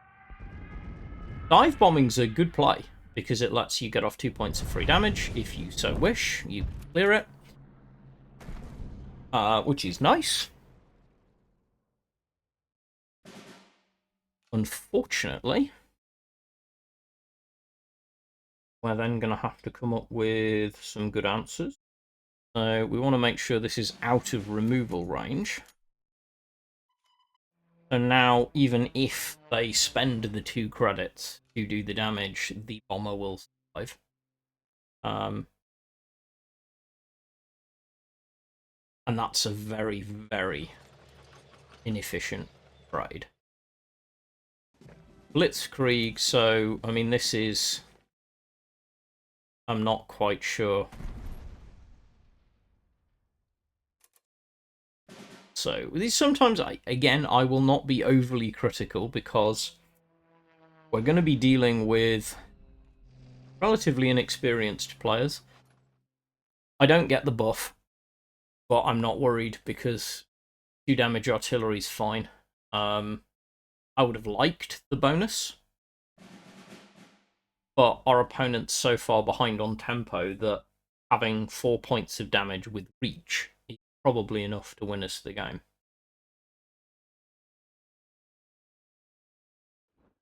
Yeah, so the first Marines, 1, you don't have the credits to operate them. 2, unfortunately, you can just end them. Greyhound's a big pull for us here, because that will turn both of those into 3 damage threats. Death from above is... I mean, ultimately...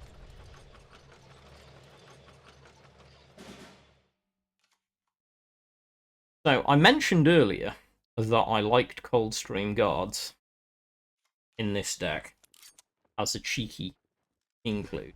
This is why.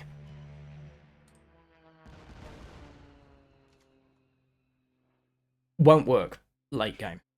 It's too inefficient card-wise. But early in the game, it's pretty decent, and one of the reasons I recommend Brit US Air in general. So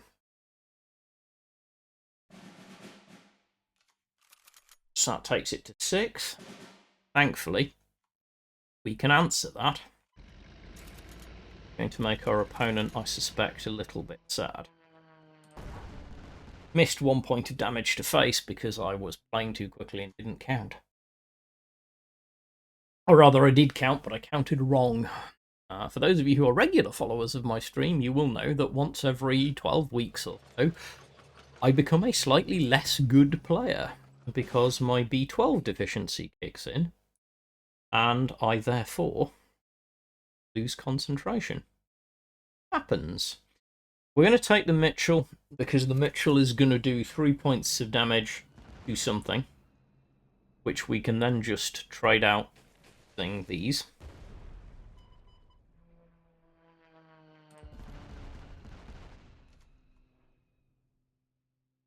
Yeah, it will happen very often on the Nakshub. Remembering the Nakshub trigger is important.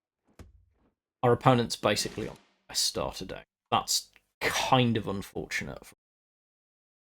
So, who do we want to target? We might as well target here because it's cheaper to operate.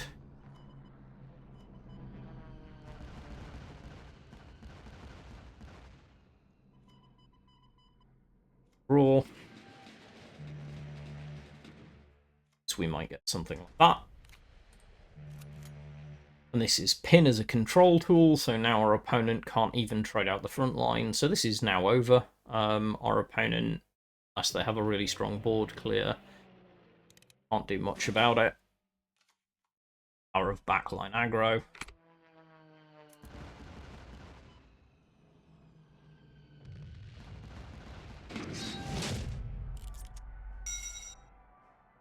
So again, it's a solid deck to play. This is definitely a deck that I would recommend if you're looking to craft starter decks. We might actually have time to get through crafting a... What have we done? We've done Germany, US, Britain, so we've got Soviet and Japan. So I will, after this game, someone please remind me that I should go and craft the remaining 2 decks, and then this will be a relatively complete video if I upload it to YouTube with minimal editing required. Yep, Nakshub is very much in that category. You need to spend time with it, and then you start to reap the benefits. Again, we're only keeping the 1-drops. We know that we've got loads of good stuff that we can run our deck. So our opponent is on a Britain deck. So a number of things we could do, but we're actually going to drop a fighter.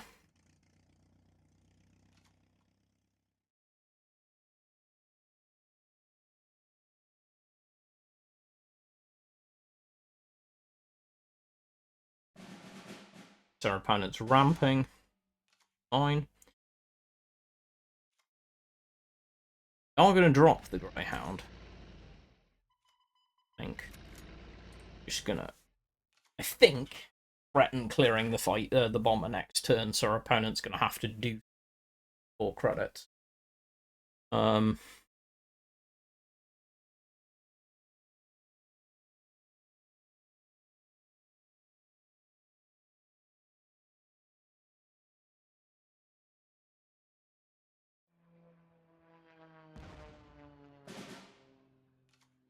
So, again, the vulnerability of bombers, no retaliation damage. Now we can get our own bomber on the board. First responders. Now, this is a card you will learn to hate. It is probably due at some point to be unbuffed. I think it is a very silly card. That is a very weak Stars and Stripes play because we don't have anything in the back line. It's okay. Mistakes happen, but we're going to pin this. Use cup of tea. Because we will probably try and pull the Coldstream Guards trick again in a bit to bring us in, because we're going to have to figure out a way to remove that. Without hard removal, it is entirely possible that that one single countermeasure could actually win our opponent this match. Yes, it really is that good. Tempo advantage you get from this if your opponent is not running removal is utterly ridiculous. Havoc is a good draw.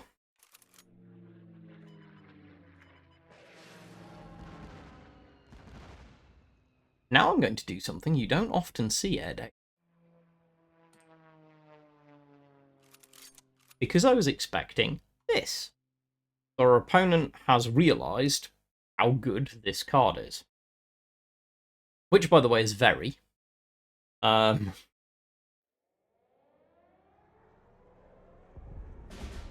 this point, we are probably cooked. I'm not going to lie. It is entirely possible that we are actually done. Yep. Ahmed is not wrong. There is very little likelihood that we can come back from.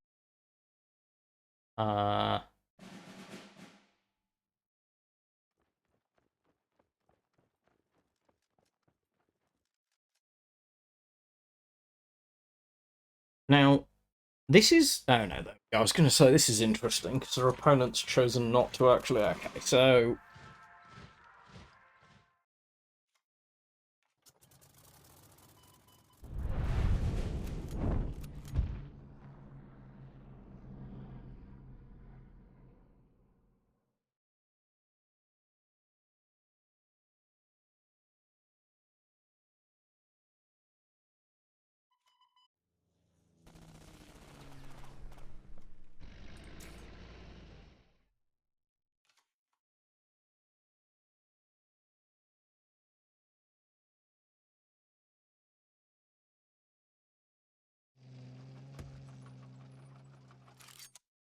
Hey, God spam.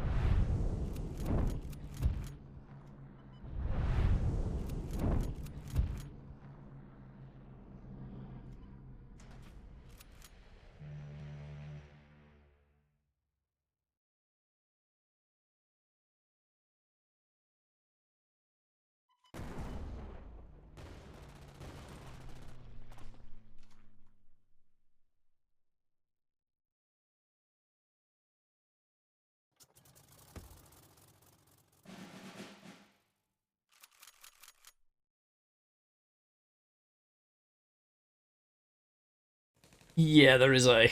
Gods are very overrepresented. Chuck for the high roll. Don't get it.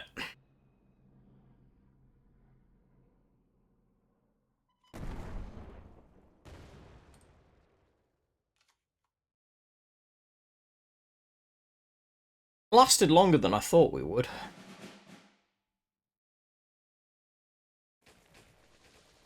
That moved very much. Thing.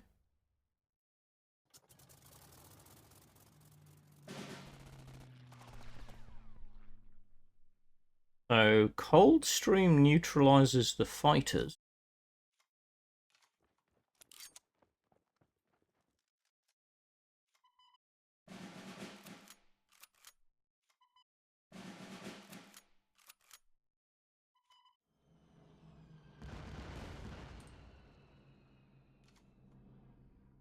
Still lose, but we make our opponent work for it.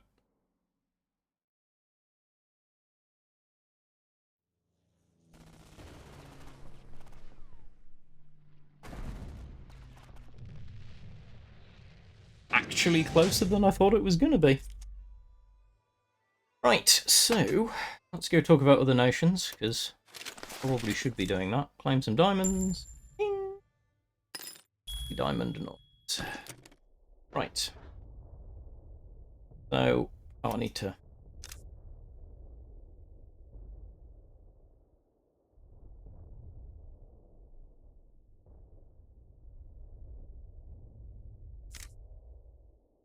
So, we still have Japan and...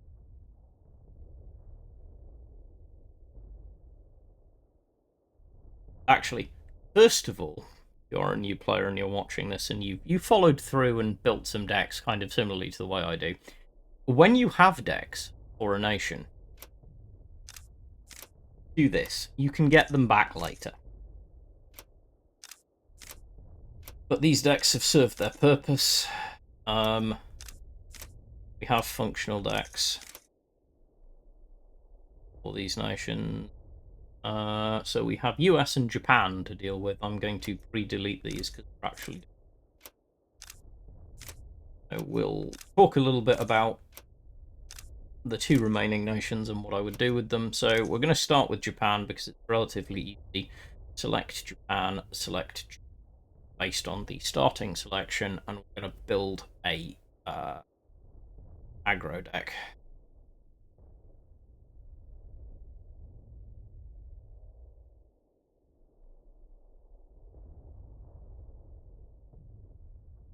Can also do US ally, but personally I think early on it's just fine. We're looking for anything with blitz. We'll take 33rd Recon for, quite literally, card draw. We want expansion. Again, card draw is important. Do not underestimate card draw. I have a copy of Art of the Mist. This is very, very good. I like the Type 92. It is slow, but it is good when it gets going. Type 93 is a good include for us here. Infantry is a draw engine. These won't be with us forever, but early on, Akita is very good because it creates a burn option, by which I mean it does damage to the enemy HQ.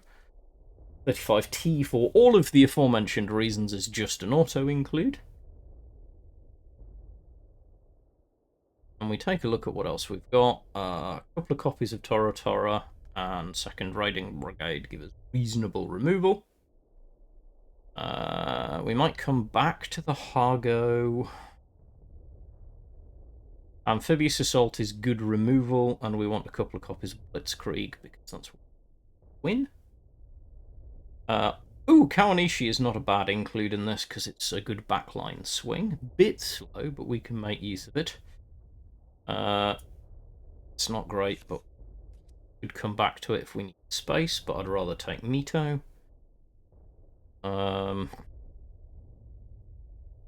Dragon Slayer's good in this. Sendai is great removal early on in the game. Ian has Blitz. Zero is just really annoying early on in the game. Can be really good. Blade of the Samurai is our big emergency removal tool. And then we've only got 3 slots left. Now we start thinking about what we want. Got some German space, so I'm going to put a copy of Enigma in for card refill. Something. Don't have a full set of expansions, so we're kind of struggling for draw. And then we just look at anything that might be good for us. Air Blitz is probably a good include because direct damage is kind of helping us get to our end game. So we're heavy on units. Yep, you only start with 2 expansions. You get 2 expansions from the starter deck, you don't get a full set. So that's what I would build for Japan, Germany, and then I can, but I don't recommend that people do as new players. I just don't think it's worth it because you're not going to lack for it for that long, and you're probably going to open a standard card like that. But given that we've only got like 1 standard card, we'd only be able to craft 1 of them anyway, and it would use up our only standard card because resources are very scarce until we get our first raid, which thankfully for us is tomorrow on this deck. So then we're going to go to US.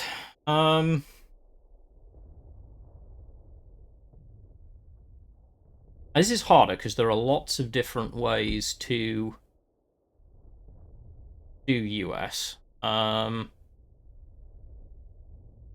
is still fairly consistent, but I'm not sure it's actually the winning choice. So I'm actually going to see if I can build a US Soviet kind of tank-focused deck, similar to the Soviet deck, but inverted.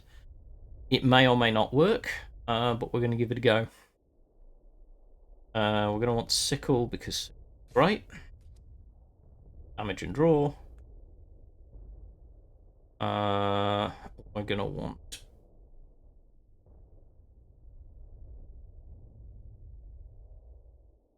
have a copy of, and we're going to want Soviet SUs. Really, really good. We're going to filter to tanks because this is kind of our main focus, and we ideally want tanks that have 4 or more attack.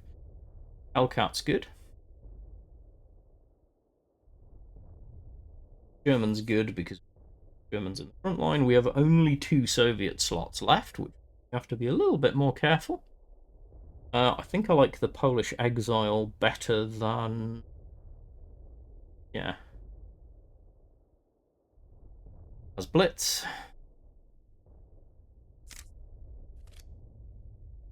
Just take a look. So, said it before, buffs are good this early in, so a couple of copies of US Ice is not going to hurt. Air Corps ferrying's probably the same. Get acceleration. Come back to only. Put a copy of Air Corps ferrying in because it's buff.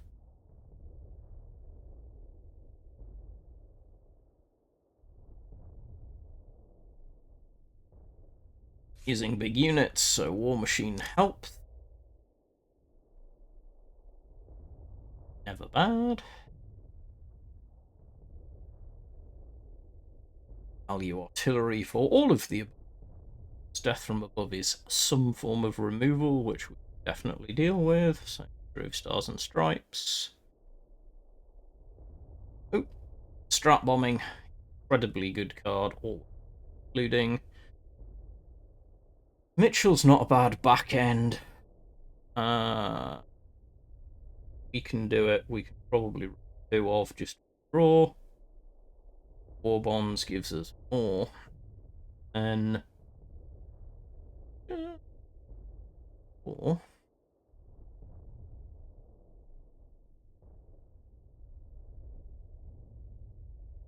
First Marines plus Blitz, which is good enough for me at this point.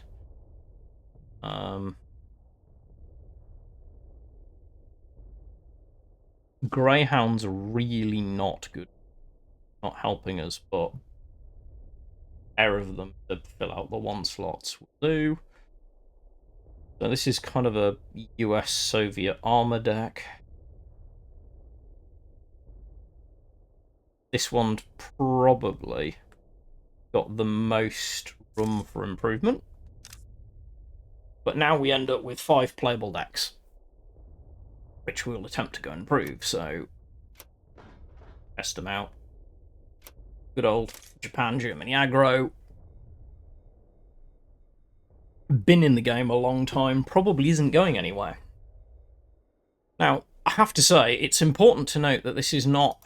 We've reached this point on not that many hours of play, to be brutally honest. We've not been absolutely caning the game.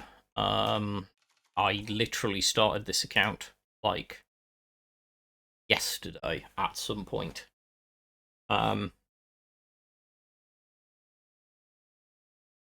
We don't have any 1-drops, which in the instance of this deck means we pitch everything and hope. We'll put this. No, we actually let our opponent come. Sometimes put it down, but we're playing against another Japan deck, so I'd rather have a Kita Regiment down on turn 2 and lose a little bit of tempo. Okay, so we've got Shibata. That's kind of okay.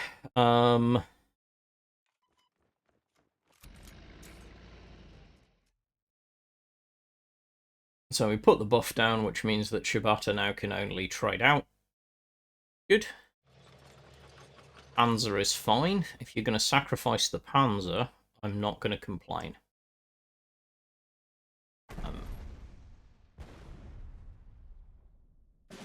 I would consider that to be a relatively suboptimal choice.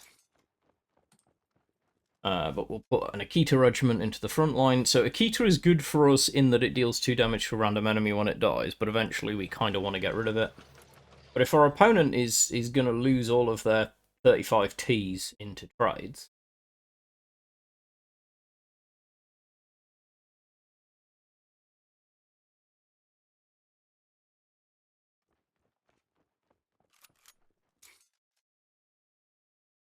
so that has shock,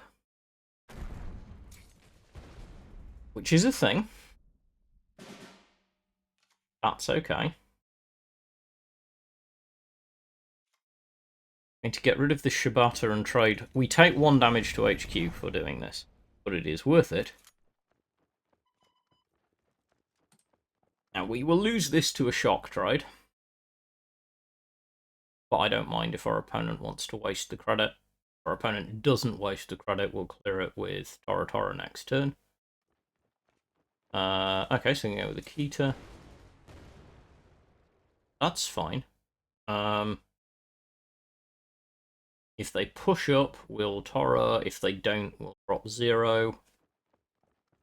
Okay, so we can drop 0. Destroy that. Our opponent has to find a way to answer Ambush. Ambush is another one of those things which later on in the game is less powerful, but early in the game is really, really strong, because it's very hard to answer.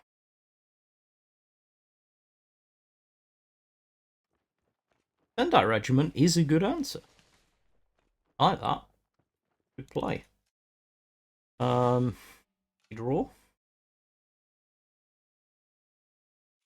I don't normally like this, but I want my ambush unit back. as a very expensive piece of removal. But I think the likelihood is it will be worth it at the level we're playing at. At a higher level, it totally wouldn't. So this is fine, because our opponent is going to hopefully... No, relatively wide, not super wide.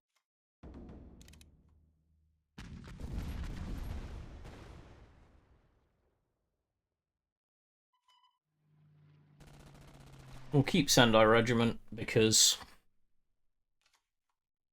they're probably going to drop something we want to remove at some point.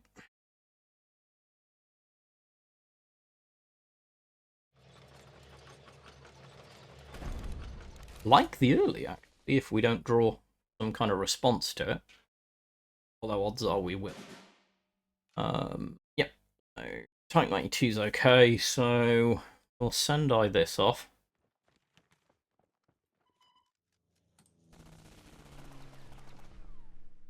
We're not rushing here, we don't need to. Our opponent doesn't know it, but 3-turn clock, because 2 swings, technically a 2-turn clock, because next turn we do 4 damage, and then after we do 7. Because we have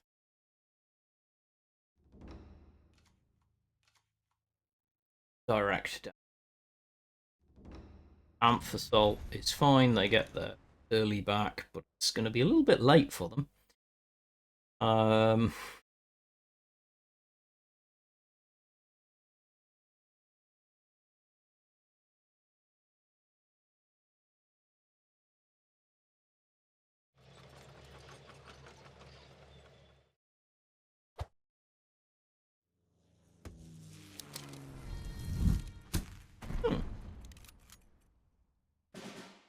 Not fast enough. So, Mito's great.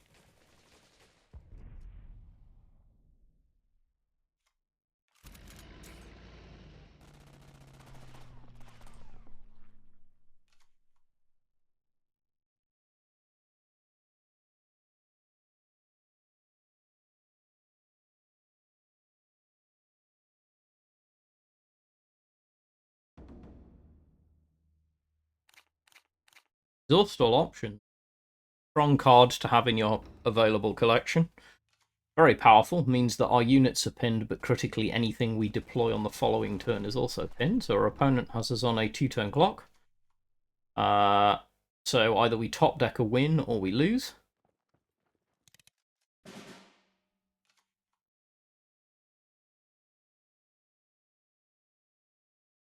So Enigma draws us 3 cards. If we see Air Blitz, we win. We don't see Air Blitz, but we can do this.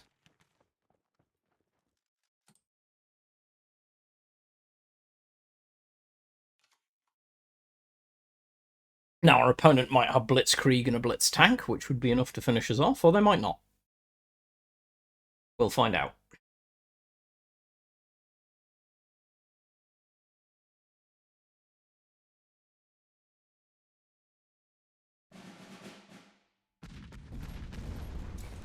Not enough gun.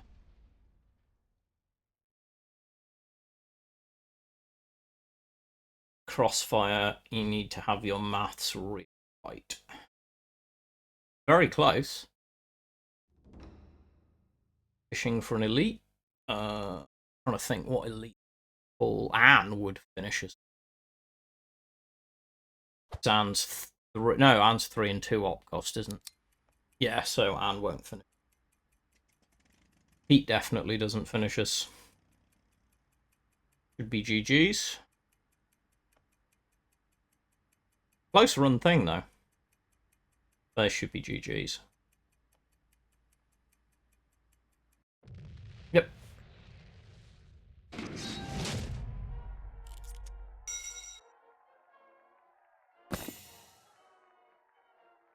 Then this. How this goes. The aim here, again, when you're like looking at this from a new player's point of view, you're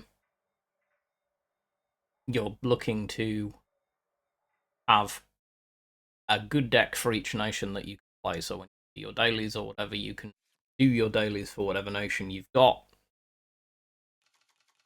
Oh, this is a rematch. We had this person earlier. We'll keep Sickle and Greyhound because early plays, which matter more. I would push harder for a mulligan if I had a more consistent access to certain cards in my deck, but I don't, and that's okay. Turn 3 Priest with the buff would be fantastic. Very good tempo early in the game.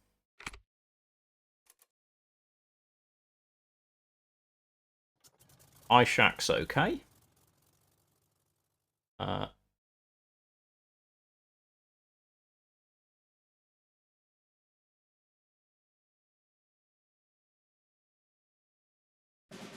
So the reason I say this is really strong here is that normally this would be very easily removed by the Ishak.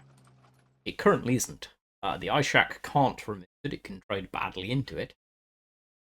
And we have 4 damage on tap, which is really strong.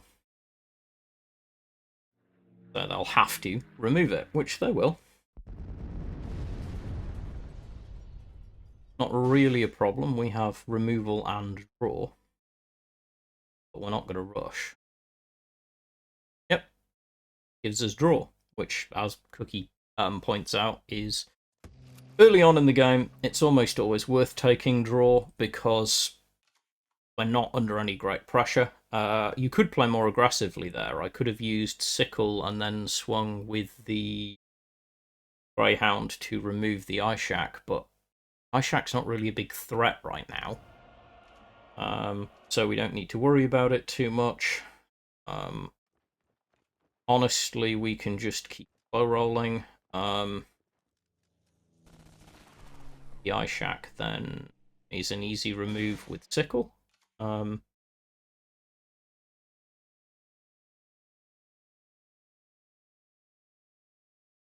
Contemplating different plays here, though. I don't think I'm going to worry too much. I think I'm going to push up. And then I think I'm probably actually going to the 269th. Because next turn we can play the SU-76 or the Polish tank.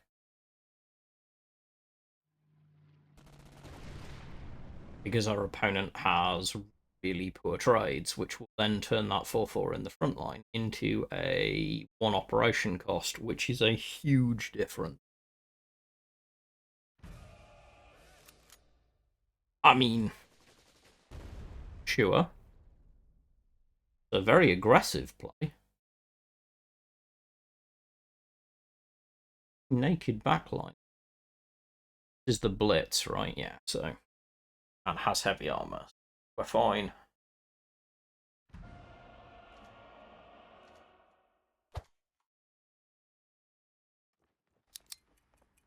So again, all of these infantry really not massively worrying.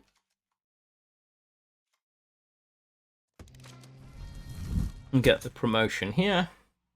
Not passing up the opportunity for draw. I was going to have to use it on one of these again. I wish they'd arise Von Squirty, but a minute, they just don't have the support. On the list of things that I really wish they would do, is if they are going to go back and modify one of the starter decks, it needs to be this one. It's got tokens in it. It's just not. It's not it, unfortunately.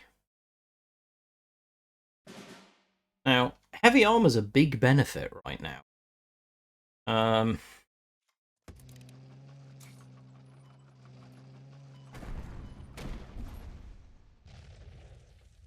We can afford to put an SU down, which gives us a big tank.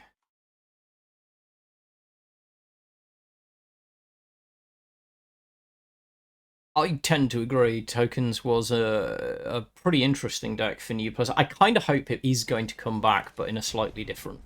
As I've said before, I think it might be that it just needs a little bit of modifying. Now we're going to Sickle, which is okay.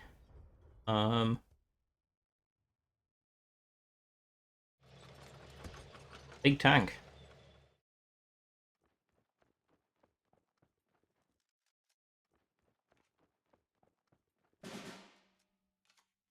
Yeah, okay. Sickle's really good.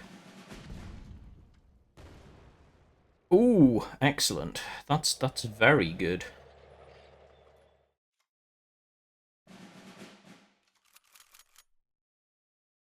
Drop the mechanized. Got enough bodying on. So the SU-76 next turn will draw for us. That's very, very strong. We haven't actually needed to ramp this match because our opponent's playing slowly, but that's still an important thing to do. Our opponent's going to go all out to remove the tank.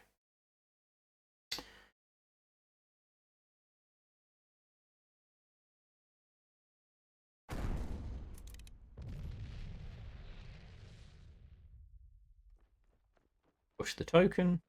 Fine. Don't mind that. Our opponent is just on the starter deck, and rank 18 or so, we're probably getting close to the point whereby the starter decks would probably start to run out of a lot of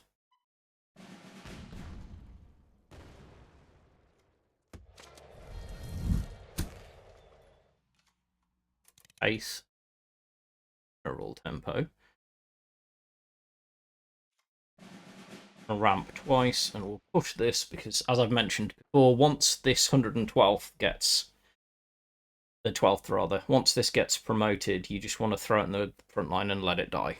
It has no other benefit. It does not benefit you by so including. So our opponent's going to throw down. Makes sense.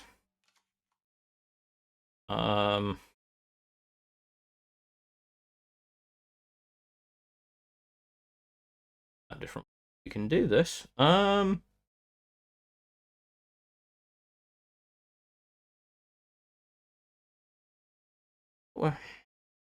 in any.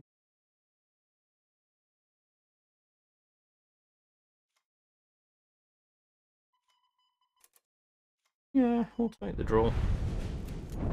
Again, if this tilts you, just get rid of it and ignore it. You don't need to deal with it.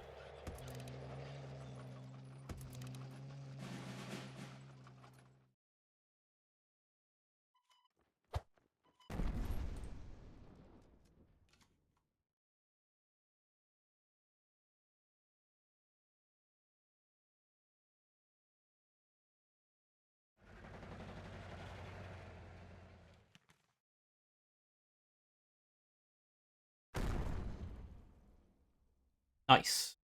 So we've got a really strong turn coming. Strat bombing clears the back line here. And we can... Well, actually, depends on what they draw. We don't have lethal for certain yet. Statistically, very good chance, though.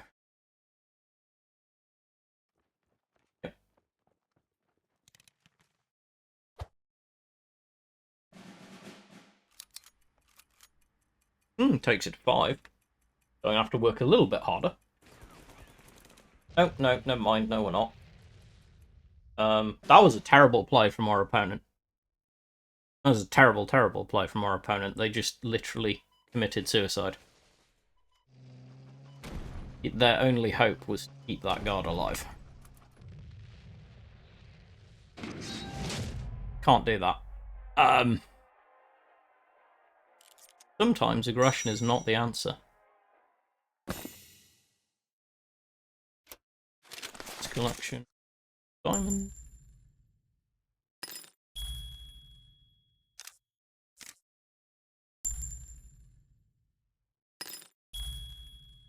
So,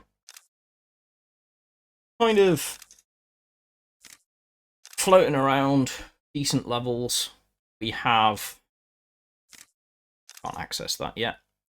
We've done alright. We are already like rank 18.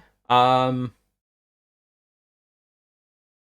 we're into our first band of kind of bits and pieces. 21 days left in the season, but I'm not 100% sure. I'm probably going to play some of this deck off stream because I actually want to make Field Marshal a month. But it's open to you guys. What do you think? Do you think we should just keep this as a Tuesday only thing where you get to see the whole thing? Do I just make a series of every game that we play up to Field Marshal, even if it takes another couple of months, and you can see the whole process? Do we think that would be useful?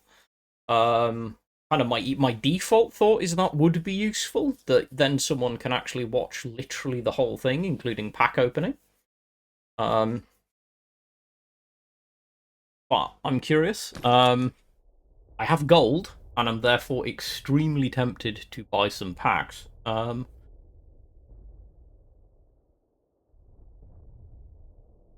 Because more cards is good.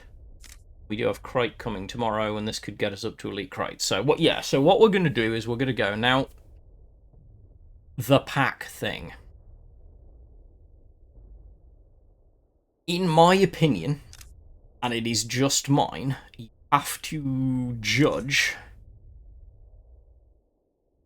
when it's worth more to go for officer packs,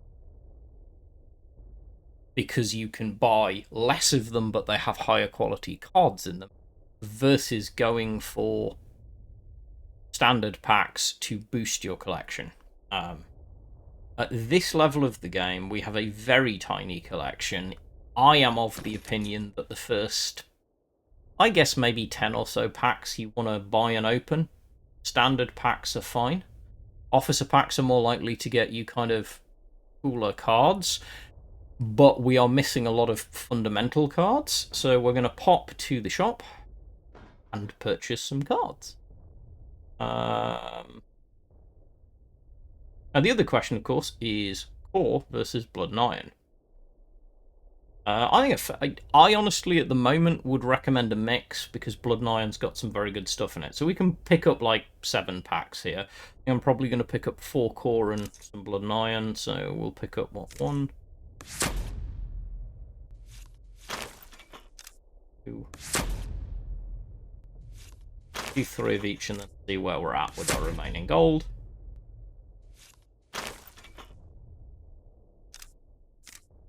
Just to start padding out your collection. You could, if you prefer to be more focused and kind of are willing to constantly adapt your decks to what really good cards you have available, there's an argument for going straight for officer packs. But I think your collection is a little bit better served early on, spreading things a bit. Well, I've got a special, so that's always a good sign. Doubting System, 306th. Seek and Destroy. Ooh, First Grenadiers, which is kind of a deck in itself, but we don't have a lot of ally cards available. Panzer's kind of order. A Kosher's okay. Ooh, another T-34 is really good for our tank-based decks. We like Matilda for Britain. So we are opening up a few packs and just looking at how these would fit into. So as I'm looking at these cards, I'm thinking, are there decks they fit into? Duty Bound, that's going to go straight into our Japan aggro deck, in all likelihood. Although probably not until we've got a second copy. On its own, it's not good. You need a second copy, and then ideally a third for it to be worth it. Zamosh Uprising is decent but specific. Istra, of course, is actually really quite good. Used well. And Pontoon Bridge is very specific, so probably not doing a lot for it. Fortified Position is not a great card. America at War's okay. Yeah, gun, Prize Attack, Infantry Regiment. Nothing majorly interesting. Nothing that leaps in. So as you're opening these, you're thinking about the decks that you're currently using. Silesians is okay, but not for us. 75th Rangers, very situational. 115th Separate Battalion is a very good unit if you want to play covert. Bureau's okay if you go in that direction. 36 Cavalry is just value. No, we've not seen an elite. That's a bit sad. Supply shipment. We've got another Sherman, which is always good. Another Savoia Cavalry, which I quite like. Yeah, it's just not strong in constructed, unfortunately. And then 392nd again is very specific. But this is actually a sleeper card that can be quite good in building a combined arms deck, which I will probably talk about at some point, because combined arms is, if you're looking or a deck that is just consistent. Not a bad choice. So at this point, we'll go to our collection. We've got 18 new cards. If you're me, you immediately wish to do this and get rid of all of these, because I don't like having big flashy things on the screen telling me that stuff I need to do. Well, I really wish I could turn it off for things like packs, because I end up with piles of packs because I open them on account.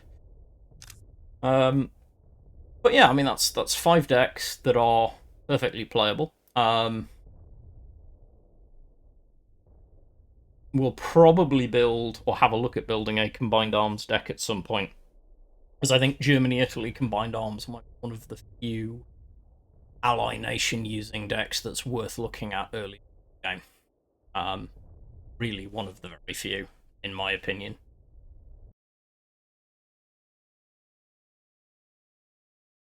This is my head, because it's that time. I'm going to see if anyone else is streaming.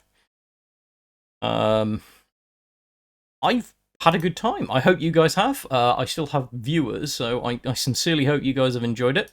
Hopefully it's been at least a little bit instructive. Right, I know, Raid Manirdank. Say hi if you're not into the game he's playing. That's cool, he doesn't mind. But say hi, because he does stream cards and is a lovely human being. If I ever see him around, I always launch a raid. So we shall go forth and see what he's up to.